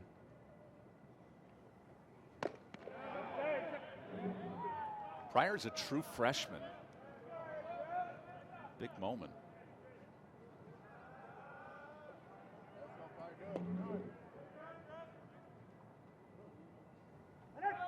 Runner takes off. That's a hit by pitch, so it won't matter. First and second with 2 outs. This is one thing we've noticed from NC State the last 2 days. Their 2-out approach of the plate has given Belmont trouble. Yeah, and they've done a great job of getting, you see a good look at it right there, right in the old thigh, hamstring area. Does not feel good on a cold, damp night like tonight. So A.J. Gora with a quick chat to his reliever.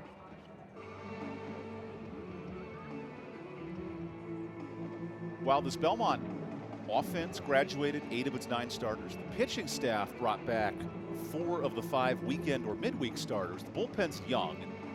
Coach Jarvis noted our bullpen will grow up come conference time, but these are important innings for Pryor. Yeah, I think that's where, you know, these type of situations, they grow on you. As a young pitcher and just a young player in college baseball, you want to be in these situations to see what you got. See how you kind of deal with it. See the middle infielder going over a little scouting report here. Is that written in like size 2 font? Seriously, it might be. Got to get a good look at it. Oh, there it is. Kirkpatrick says, hey, thanks, Rando. I actually couldn't see what was going on there. 2 outs for Gino Groover. He looks to keep alive a 2-game hit streak. 0 for 3 tonight. 3 hard hit outs. It's no Joe DiMaggio 56-game streak, but given Groover's breakout ability, these are important as that ball hits him. And the bases are loaded.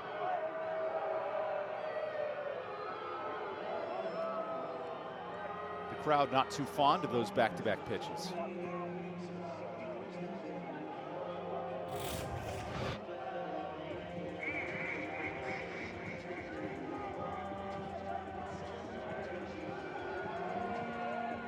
We talked about last week. I mean, there's nothing worse than getting hit by a baseball. A cold night like tonight.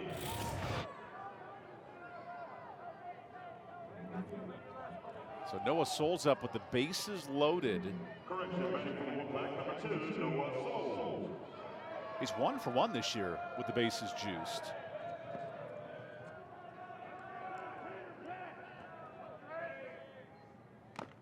Big cut there. With how deep the outfield is playing as well, they know what Noah Souls is trying to do. Yeah, I mean, Noah Souls has definitely shown his power in his career here at NC State. Now you're just trying to look to get ball in play, make something happen. There's a nice pitch by Pryor. This crowd has come to life in the 6th inning. NC State loading the bases after scoring 3 in the 4th, 2 in the 5th. And a great breaking ball. Pryor gets in and out of trouble to keep this a 6-0 game. How about this back against the wall? You hit 2 batters in a row and pull off this filthy changeup to end the inning. We'll go to the 7th.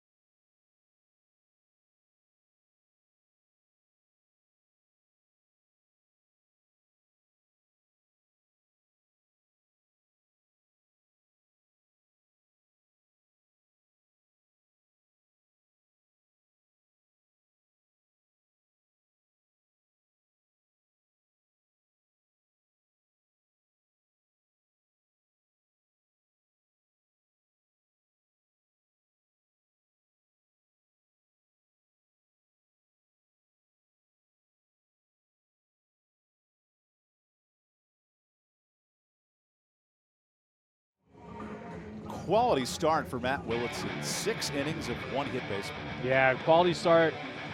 The changeup was the out pitch tonight that he went to for the 8 Ks. 7 of the 8 Ks on that changeup. just absolutely filthy tonight. Only 87 pitches, but on a cold, damp night, get your work in, get out, just tip your cap and move on to the next guy here for the Wolfpack.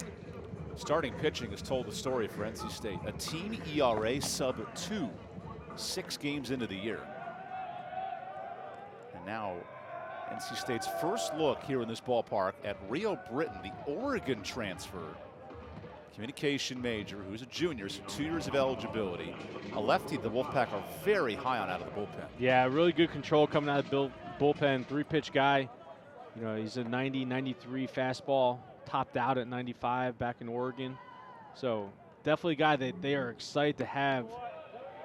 Went through some illness earlier in the season, you know, kind of leading up to the season, I should say. So happy to see him back out on the mound, healthy, ready to go. He'll face 2, 3, 4 in the Belmont order. We noted the transfers on the offensive side. This is the first look at the pitching side for NC State. Britton last year at Oregon, a 4-1 record, had the best opponent's batting average of any pitcher. And now a hard chopper that Groover's got to make the play. And this is what you want to see if you're Elliott Avon. First appearance, starting pitcher, rolling with 1 hit. Can the bullpen pick up where he left off? Yeah, and he's, you know, sitting low 90s there. It's a very smooth low 90s. I think it was last fastball was 91. Well, and think about the plug and play. Chris Villeman, right. left-hander closer who did so much for NC State, got drafted last year. That's kind of the how do we replace Villeman. The leg kick's the same, the delivery's similar. The production looks so good so far. And a nice sliding catch. Candelaria there to track it down.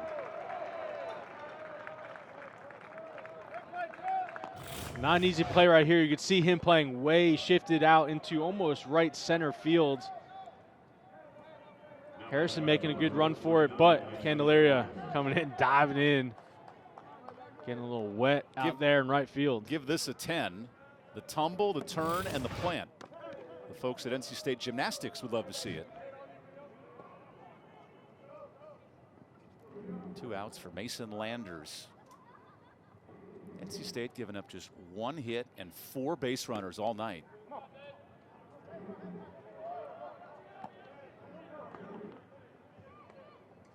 Yeah, you might be right on the old Villeman thing here. Same situation. How good was Villeman at the end of the year for NC State last year? 11 saves out of the bullpen. And he had 5 inning efforts. He had 2 inning saves. He pitched left versus right. It didn't matter.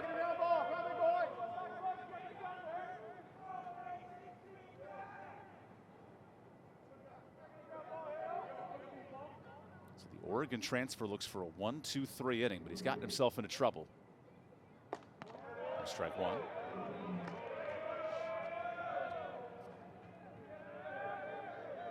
"34 outings out of the Oregon bullpen last year for Coach Mark Wazakowski. Oregon's a top 25 team as well entering the year. So you go from one power program to the other. You go from the Pacific Northwest to down east. Here's the payoff. This is driven out to right. And again, I'm fooled by right field. An out for Candelaria. A little easier that time for the NC State right fielder. A scoreless 7th for the Wolfpack, who come to the plate up 6 when we return.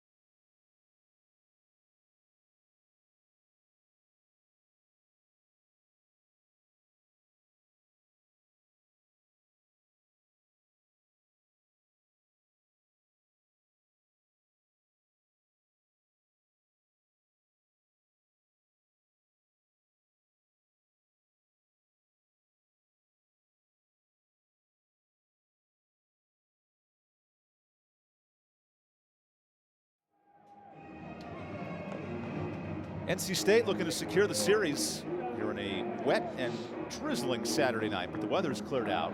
He's having a good time. Credit to these fans for sticking around. Original start time was 2. We got pushed back to 5:30. And now a new pitcher for Belmont out of the pen. Aaron Hubble enters. First appearance for Hubble this year. Last season, he was a midweek starter and a long reliever for Coach Dave Jarvis. Pitched in multiple playoff games in the OVC tournament and now enters for the first time against an offense that has 3 home runs tonight. You see that K to walk ratio, 25-17. So obviously they want to keep him in the zone. He can throw a little bit more strikes. So a shift is on for Will Marcy, who has blasted a double tonight. This is not allowed in the major league game as of this season. How do you feel about that? I don't know. I'm a little more new school than I may sound, given that answer. I just think you should be given the option to do it. Well, yeah, it's like telling a basketball team they can't play zone defense. Imagine telling Syracuse, hey, no more. Yeah, sorry, Boeheim, you can't do it. As Marcy hits through the shift, out to center, right to Blessinger for the first out. Peyton Green is having quite a night. Not 1, but 2 home runs for the NC State shortstop. Yeah, seen the ball really well. Here's his first one. What we thought was a pop out to right field. Gets out of the ballpark early in the game. And then his second one, we knew right away. Ooh. 417 total distance. Now he pops the first pitch up. Right fielder playing extremely deep. There's a second out. It's the first time Green's been retired tonight. I mean, at that point, you're just trying. Do you ask right? Coach to wear the camos tomorrow if you're Peyton Green? I mean, the way he's swinging the bat. It's funny how much of, well, I should say, position guys have 0 say in uniform. I'll say that. So it's pitcher It's to then all coach. And I don't get it either. It's like the pitchers, you know, they will say whatever they want to say in that locker room to get whatever jersey they want. Spoken by a former position player, Andrew Well, then all of a sudden, you know, they could be out in the second inning. It's like, well, great, I'm wearing this jersey that I hate. But no, hey, you got to make sure they're nice and groomed, those pitchers. And the way Willison's been throwing tonight, anything you And want. that's why, yeah. 6 innings of 1-hit baseball. Here you go. We're all at the red carpet for you. You do that, we're going back to Camo next Saturday. 1 hit surrendered by the pitching staff all night.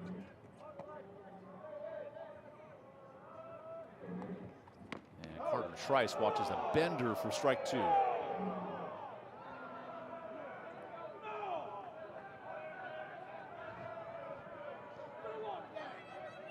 Fourth-year senior Aaron Hubble back to work, who is sporting a amazing handlebar mustache in his bio picture. But I guess from January to now, he had regrets and decided to shave it off and let it grow back in. There's walk with 2 outs. Okay, here's my thing. If you have a mullet or a mustache in your bio, your headshot, you got to keep it. You got to keep it all season. That's probably where it was like. If you're trim and you're clean cut at the start of the year, grow it out. You know, come May and June, you can let it really develop. It's like mom or girlfriend was like, "Are you kidding me? You did that on picture day?" Can we get Alan and Leslie as parents to comment in? Tweet hashtag #Pack9 and we'll get your responses and figure out what happened, because I'm curious how it all unfolded.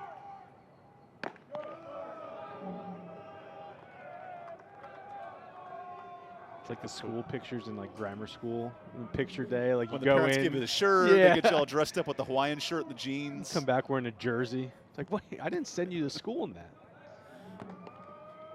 Why do you have crayon on your face? We did your hair this morning. Definitely something my son will do in a couple of years. No doubt in my mind.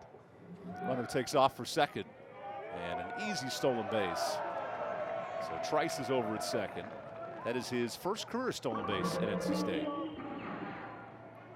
Remember Ricky Henderson keeping the bag for his all-time base stealing record, Just holding it up. which that record will never be broken. No, no shot. Even with the larger bases I was saying now in things pro baseball? may change though, because you could only throw over twice. in a row. I mean that It may, I don't know. What's the more unbreakable record, DiMaggio's 56-game hit streak or the stolen base record of Ricky Henderson? I think the Ricky Henderson. The one record that will never be broken is Cal Ripken's. Consecutive games played. I'm not even sure if major league teams will allow you to play that The many consecutive agents, games. the teams. Yeah, there will be none of that going on. 8,000 consecutive innings, 264. It's almost 10 full seasons.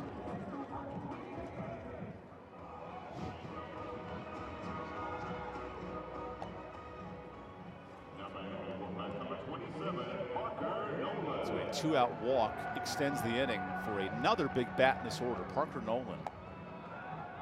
The Wolfpack are 5 for 11 with 2 outs tonight.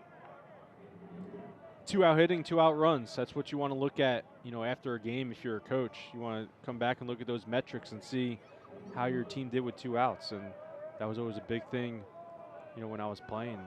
Were we successful with 2 outs? Were we not? What did we do? And, how do we get better? So 5 for 11, you take that. A quick meeting here. Just getting on the same page between Barton and his pitcher.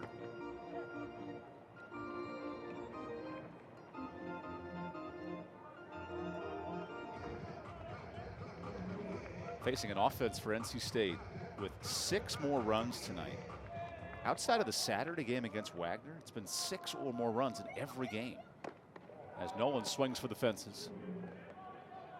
Yeah, I like that swing right there. 1-0. Expecting fastball. Just gets it up in the upper quadrant of that strike zone.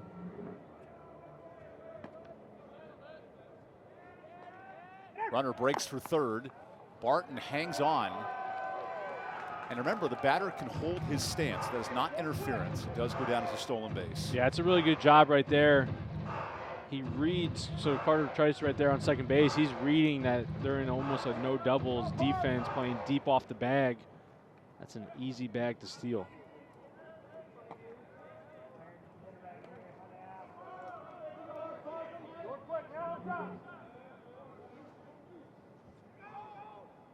Nolan takes strike 2.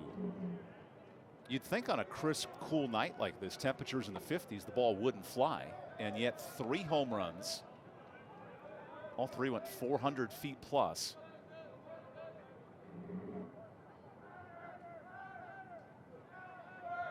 Runner breaks for second. Little rundown, back throw to third. It's bobbled, and NC State scores. That's Carter Trice, who stole second, stole third, and comes in to score. Yeah, he gets bailed out right there. I think it's a designed steal by Cozart. Supposed to stop halfway, getting a little rundown, but Trice just gets caught too far off the base. You can see he's expecting that throw. Good pump fake by the catcher Barton, but gets bailed out. Landers dropping the ball at third base. And that's a new school play we haven't seen from NC State in the last 5 years. No, I mean, that's a great call by Barton to have the pump fake. Ooh, there's a good strikeout to end the inning. NC State adds a run on the error by Belmont, and we go to the 8th in a 7-0 Saturday.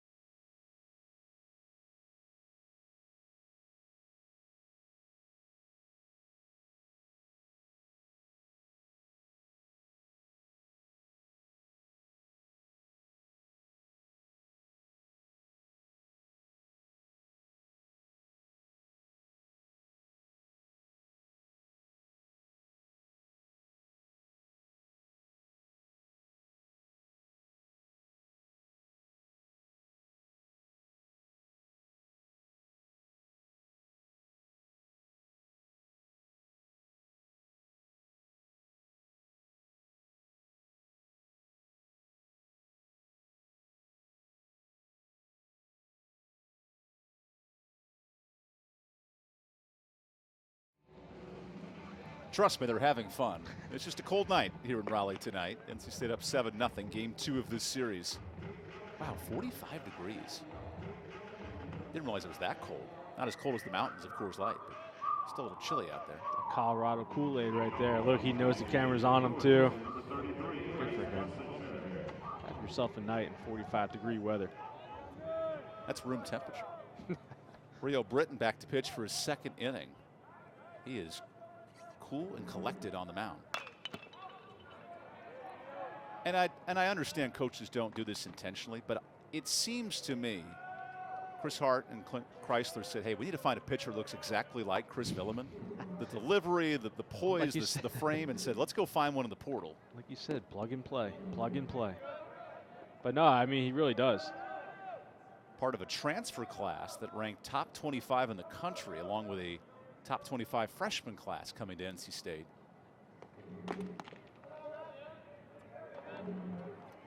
Number 11 in terms of impact new players for this program. So you've done it. You're obviously a Cali kid growing up, and you have moved. How about this line drive to center? Whoa, Parker Nolan's there, banging through the wall.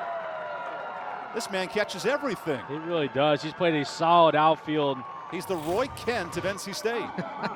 You can see him playing a little shadowed right field, or right center, I should say. Making a great play out there. Jose Canseco minus the home run. He banged into the wall. There you go. So this was yesterday. Same hitter as well, Max Blessinger, who can't catch a break. He just gets really good jumps on it. You know, it's that first quick step that he has.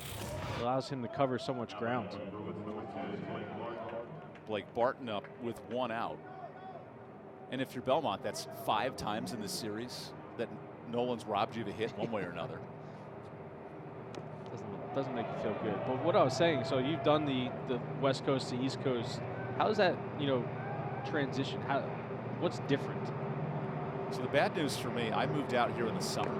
So the first day I got out of my car, Couldn't breathe. I was just drenched in sweat. So hopefully these players transfer at different times of the year. But yeah, outside of the weather, you know, you find a way. Just a long way from home. I had Bojangles as my first meal. Like so it? What the heck is this biscuit thing? Like With it or cinnamon no on like top it? of, oh, delicious. Yeah. Big Bojangles guy. Are you?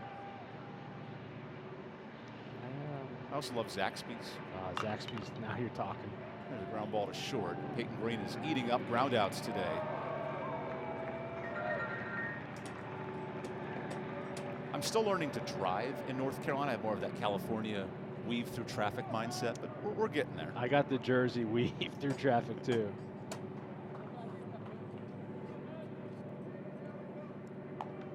Peyton Green looks real comfortable here on this NC State infield, both at the plate and defensively. And now a pinch hitter for Belmont late in this game. Cade Rogers, the sophomore of Jonesboro, Arkansas, gets an at-bat.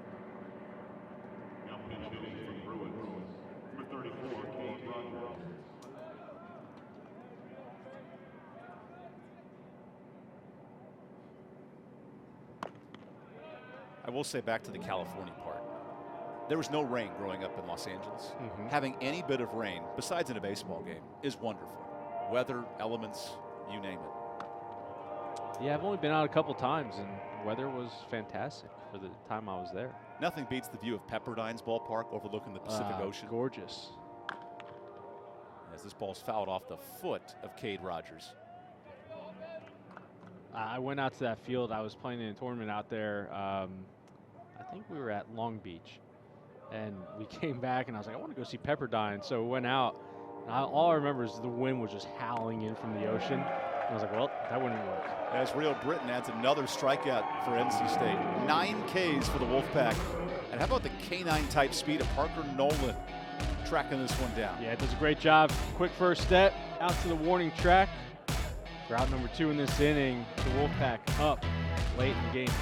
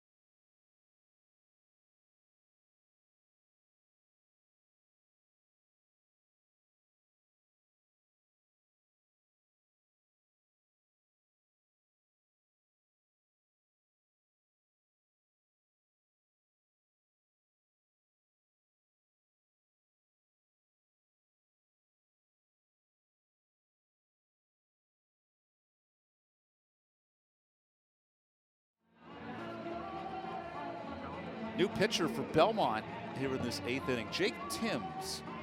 And his first appearance of the series for Timms. This is a neat moment. True freshman from Kingsport, Tennessee, making a debut appearance.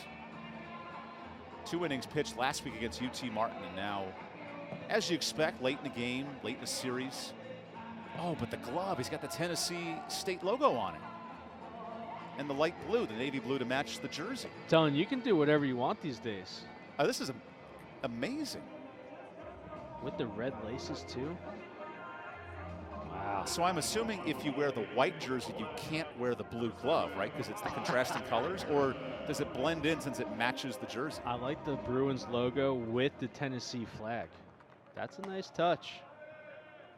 That's a homegrown kid, one of 13 Tennessee natives on this roster. And he brings the heat, beating Kalai Harrison.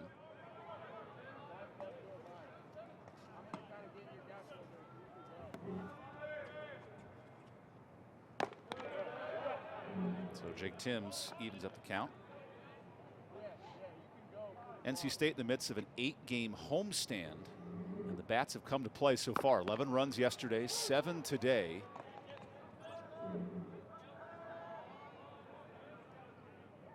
That's a good looking glove. That powder navy blue looks incredible. That's so a does good that two-seam too. pitch. Ooh. Harding thought he had it. That is two-seam is nasty. A little backdoor two-seam.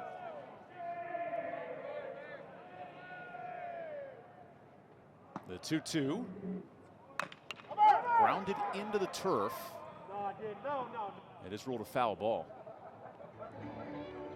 I do want to see that again because that must have hit his front foot, I was right? saying, I didn't think that it didn't sound any different. That's.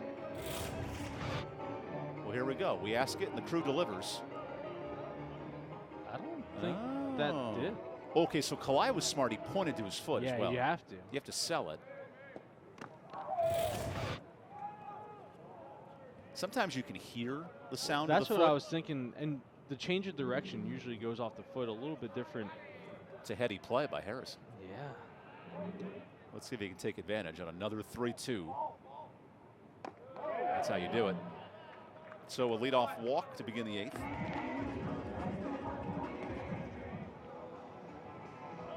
I think I fouled one off my. I was a big foul off the front ankle guy. So one time I knew I was going to be out, and I knew it definitely didn't hit my ankle. So I went down to the ground to try to sell it, right? Did the ump give it to you? And the ump just like kind of looked at me. He's like, "You know that didn't hit you." So that was my one and only try of faking it. Obviously, Harrison has better skills than I do. It was more subtle. It was just a point to the foot. Just like, what are you talking about? It got me, yeah, of course. Well, I fell to the ground thinking that would help sell it, but acting skills were not up to speed. The Oscar for best performance goes to Harrison. No, I definitely got a great performance. Just not the outcome I wanted. What did Avon say when you went back to the dugout? He's like, "Did it hit you?" I was like, "No." and he was like, "All right, here we go. We're gonna move on." We're on to Cincinnati. Yeah. In the words of Bill Belichick.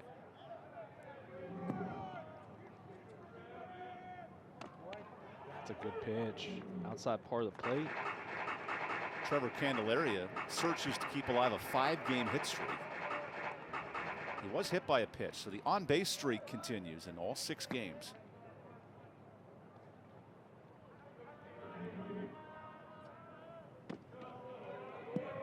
There is a new catcher behind the plate for Belmont late in the game. Kreider is back there. Austin Kreider, the sophomore to Pensacola, Florida.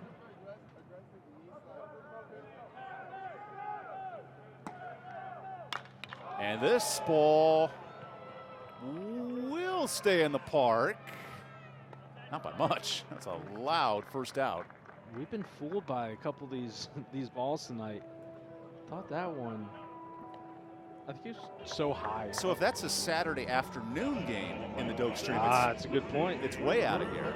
But a night game, I think, keeps it in. Mother Nature got him. So Candelaria's hit streak will end. And Gino Groover back to the plate. where he was unstoppable yesterday, he's been tamed by good Belmont defense today. Yeah, hitting the ball really well. You know, seeing it, squaring it up. Oh, wait a second. He's one of 6 different players to get hit by a pitch. It's not a fun night if you're NC State. This is skied right behind the plate, testing Kreider. Ooh, just missed it. He tried to Spider-Man the wall, and the ball came back to him.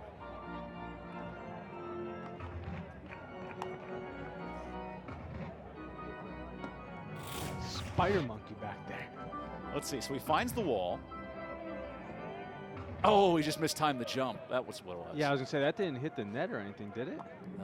So close. That's such a hard play for a catcher. Good effort by Kreider, battling the rain and having to move 20 feet behind him. The plate was moved forward a couple of feet as part of the renovations this year, so more backstop room. All part of this phase 1 at Doak Field at Dale Park.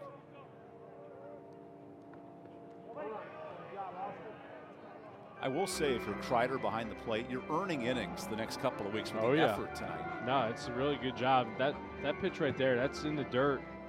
You know, with the turf too, with a wet turf, it's going to skip. So great job getting glove down, middle of the chest. Exactly how you draw it up if you're a catcher. Now Tim's 3-1 results in a walk.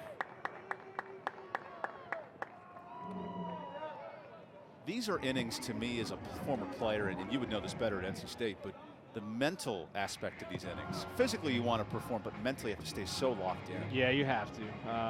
You know, it's been a long day. You're here for, 12, 13, 14 hours. But yeah, you have to lock in. You have to, we talked about giving away outs and giving away at bats, and this is the spot where you can easily do that. So if you lock in, be in a much better state. Matt Hefner comes in to run, and looks like a pitching change is looming for Belmont.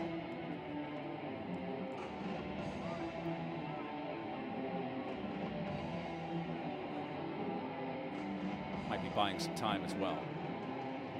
AJ Gorestaff led the OVC and ERA last year.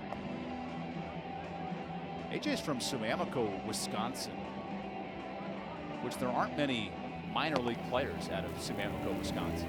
He's on a short list. There's Simon Tesh warming up.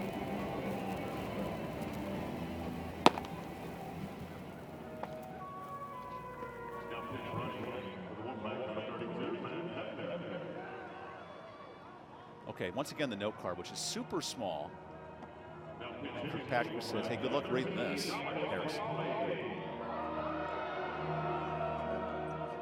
Talented transfer to Holy Cross. Crusaders. Great FCS football team this year, too. Won the Patriot League. Undefeated regular season. Oh, boy. That ball gets away from Jake Timms. Second and third. Our graphics office is very confident, too. They put wild pitch right away. No pass ball. You know when that ball is a wild pitch. Yeah, there's no second guessing that one. Our producer Josh Monk claims he's the one who made the call and said that's a wild pitch, and I like it. Thank you to our entire crew. This is a long day for everyone, and we've appreciated you sticking with us. Dom Palali checks in. And he was the longtime starting outfielder for NC State last year. 47 starts. This is the third at-bat of Palali's season. Remember, Tommy White stole the show, but he had 2 home runs himself on opening day in 22.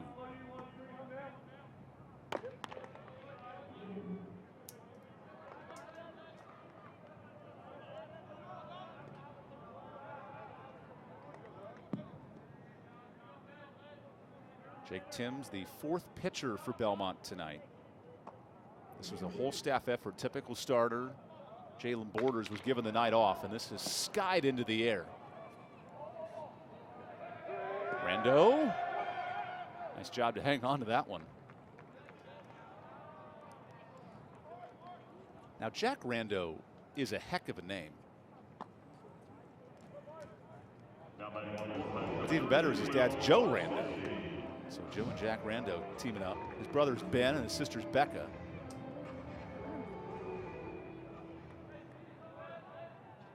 Shout out to the Rando family.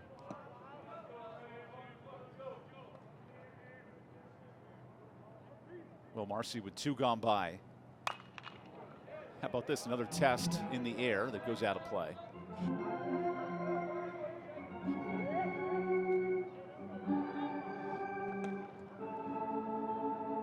I realize NC State wants to be more contact driven offensively, but these are home run, high launch angle type of swings tonight. No, and I think it's early in the count. You know, like I said, they're talking about hunting fastballs early, you know, getting that pitch and being able to get a good swing on it. And I think that's what you've seen tonight. They haven't gotten deep into many counts. Obviously, an 0-2 count here, but they've gone early and often.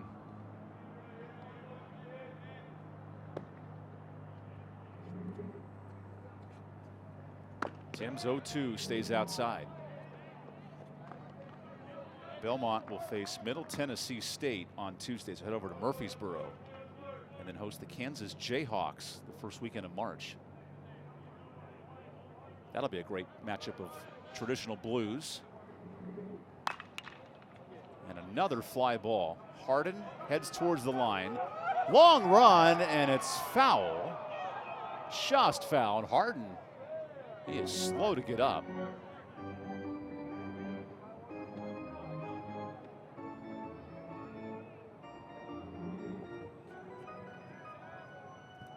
Here comes the athletic trainer for Belmont, and we hope Harden's okay.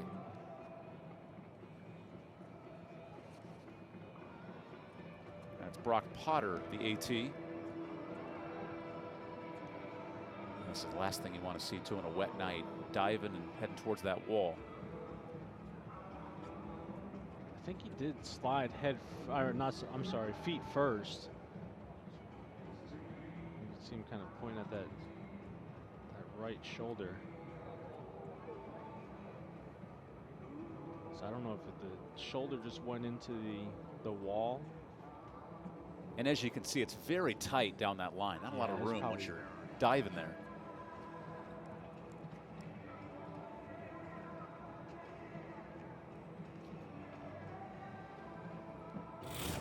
There's the best angle we have. He does go. Yeah, I think it was just a kind of dive and then right shoulder area goes into the fence. And that's a glorified fence with padding. It's not as forgiving as you'd hope when you're coming full speed.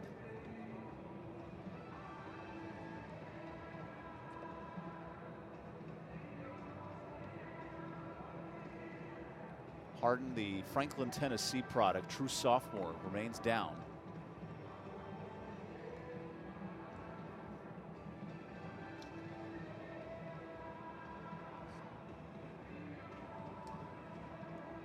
Good to see Coach Jarvis out there and the athletic trainer Brock Potter keeping tabs on him.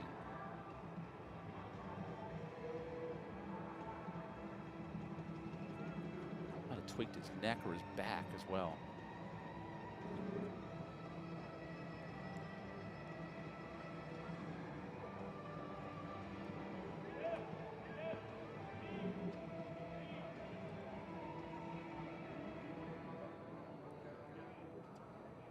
And just to note, the umpires are also reviewing whether this ball is fair or foul. And that's probably the only look that you'll really be able to see. Okay, Andrew, here's a baseball question for you. That's called foul. If it was overturned to fair, do you get one base? Do you get two bases? That's a really good question. I honestly don't know what the rule is, but I think I would assume one base. And you just, but I mean, that ball is. You advance one base. I don't know. Did that ball bounce over? It did bounce. Okay. So it did go out of play. So it would have been a ground rule double. Good to see him smiling right there too. So Harden will be evaluated by Brock Potter, the trainer. That Bruin on the rain jacket looks sweet. I need myself some Belmont gear. I got to talk to Noah Syverson, the SID, before we leave for the weekend. See if I can order some swag. I could bring it back after I go next month. Bring it back for you. Good to see Ethan back on his feet.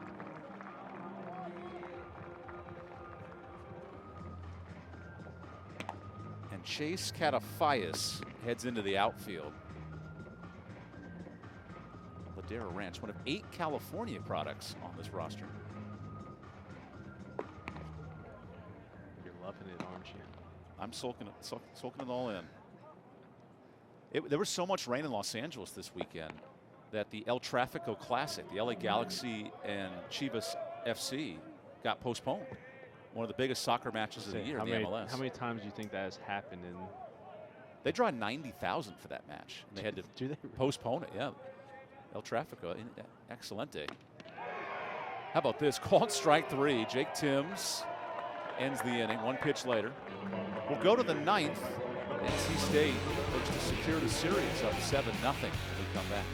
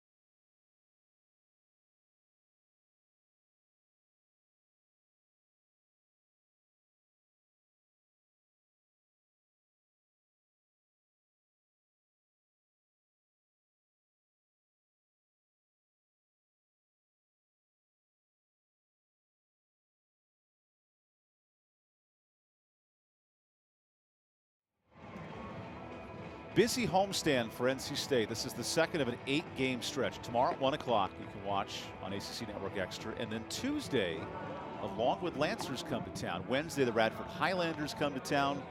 And then some form of carnival, medieval animal will come the next couple of days between the Highlanders, the Lancers, the Bruins, and then in New Jersey Institute of Technology the next weekend. New pitcher for NC State, Everett Harris, who again, if you're going to keep the facial hair, you got to rock it, and I like what he's rolling with tonight. Everett was clean shaven in his headshot. Had more of the mutton chops on the back, but he's rolling with the good look tonight. More importantly, he's a freshman out of Charlotte, North Carolina.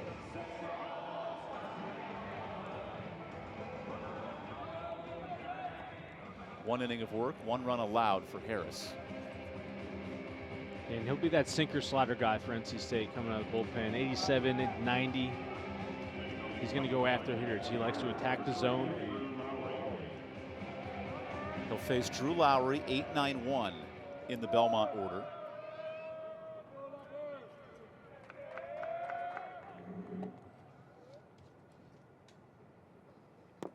There's the good movement to complete the medieval trifecta. Lancers, Highlanders, and Highlanders, the next 3 opponents for NC State. Is that what NJIT is? I should know that. That's your neck of the woods. It is. About 15, 20 minutes away from the old hometown.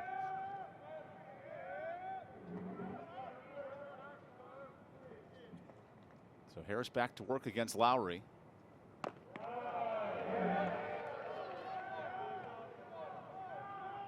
Also, you can keep it going. So from Highlander to Spartan of UNC Greensboro to Hurricane of Miami.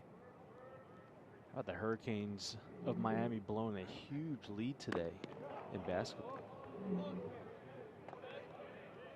How about Florida State at baseball beating TCU to win the series? Yeah, it's a big win for them. Down in Dallas. Central Florida wins 2 today over Clemson to take the series. And a ground ball off the foot. That's an Andrew Simpson type of swing. Didn't go down. Smart. Kept his footing. You just got to trust it. Wake Forest is about to move to 9-0. They're leading Towson as the preseason top 5 team in the country. How good are they this year? Hitting-wise, fantastic. And the pitching staff's gotten better. Yeah. Brett Lowry and company. Count works full. Wake is the highest ranked team in the ACC right now at 6th. You go through the D1 rankings, LSU, Transfer U, and then Stanford and Tennessee at the top. LSU losing today to Iowa. Not many teams go 56-0. That pitch misses inside. Tennessee had the best win percentage in the last 10 years. They had just 8 losses in the regular season. That's hard to do. I mean, I don't care who you're playing. Yeah. Winning college baseball games is very hard to do. When you're winning 50-plus games a year, searching for the big goal to get back to Omaha. That's right. Any of these programs. The road to Omaha. I feel like every college program uses that phrase. In some way, shape, or form. A lot of schools now like draw the map of how to drive there to Omaha. I'm like, well, first of all, you're flying. You're not actually driving to Omaha. And secondly, you got to win regional and a super, and you're probably bouncing up north and you're going down south. There's a couple stops before you get there. But hey, if you want to invest in some signage on your wall, you go ahead. As Everett Harris pounds in a strike.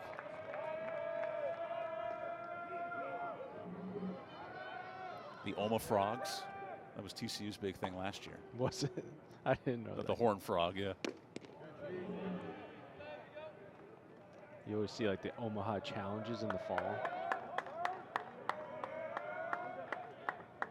From September 1 until now, that's just to get to the season. Then you play through June if you go to College World Series. And a slow roller to third. This is a difficult play. And Marcy scooped it late. We'll see if it's a hit or error, but it does make it first and second with nobody out.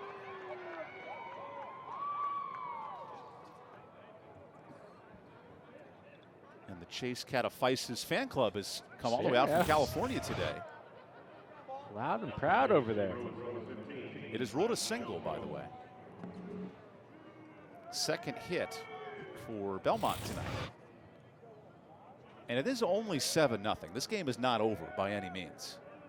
It feels that way. I was going to say, it just feels like because, you know, Belmont just hasn't been able to do anything offensively to put pressure on NC State. This is the most pressure they've had on them. This could be 2. There's the first. Ooh, that throw gets away.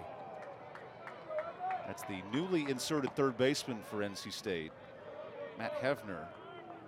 And the ball will find you. I was just going to say, the ball will find you. That's baseball gods 101.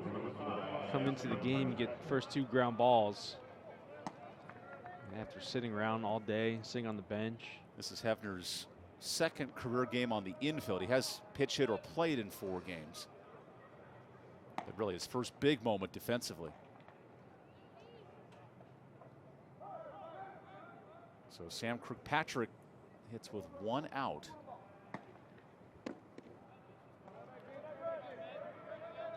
It's like a power sinker too. Yeah, it is. Harris. It's not the traditional.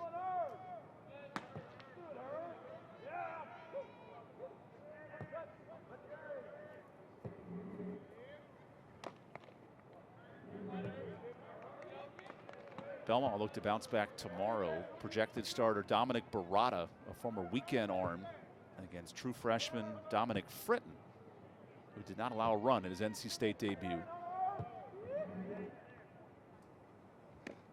That's a good pitch for strike 1.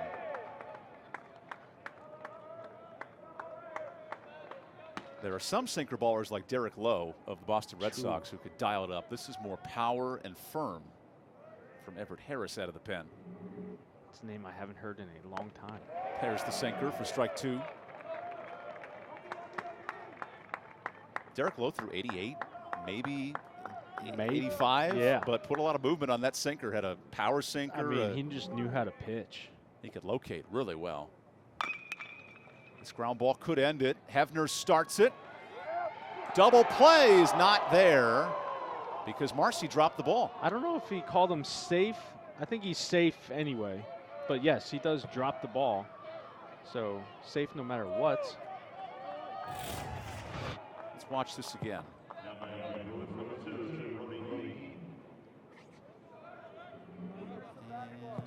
That's tough.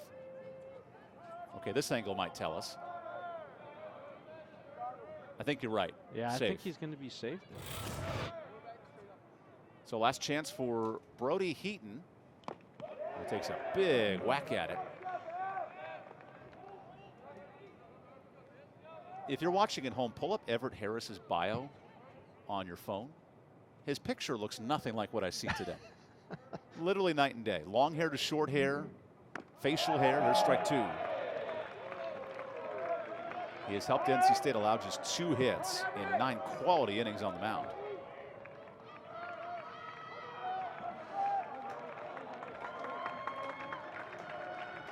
Now the 0-2. Brody Heaton led the OVC in RBI last year. He has been quiet this weekend, however, 1 for 6.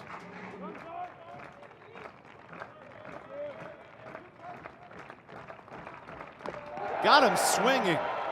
NC State's pitching staff, 6 scoreless from Willitson, Britton with 2 more, and Harris helps the Wolfpack secure the series as the lights glow red and white for the Wolfpack's 6-0 start. Yeah, really nice job today.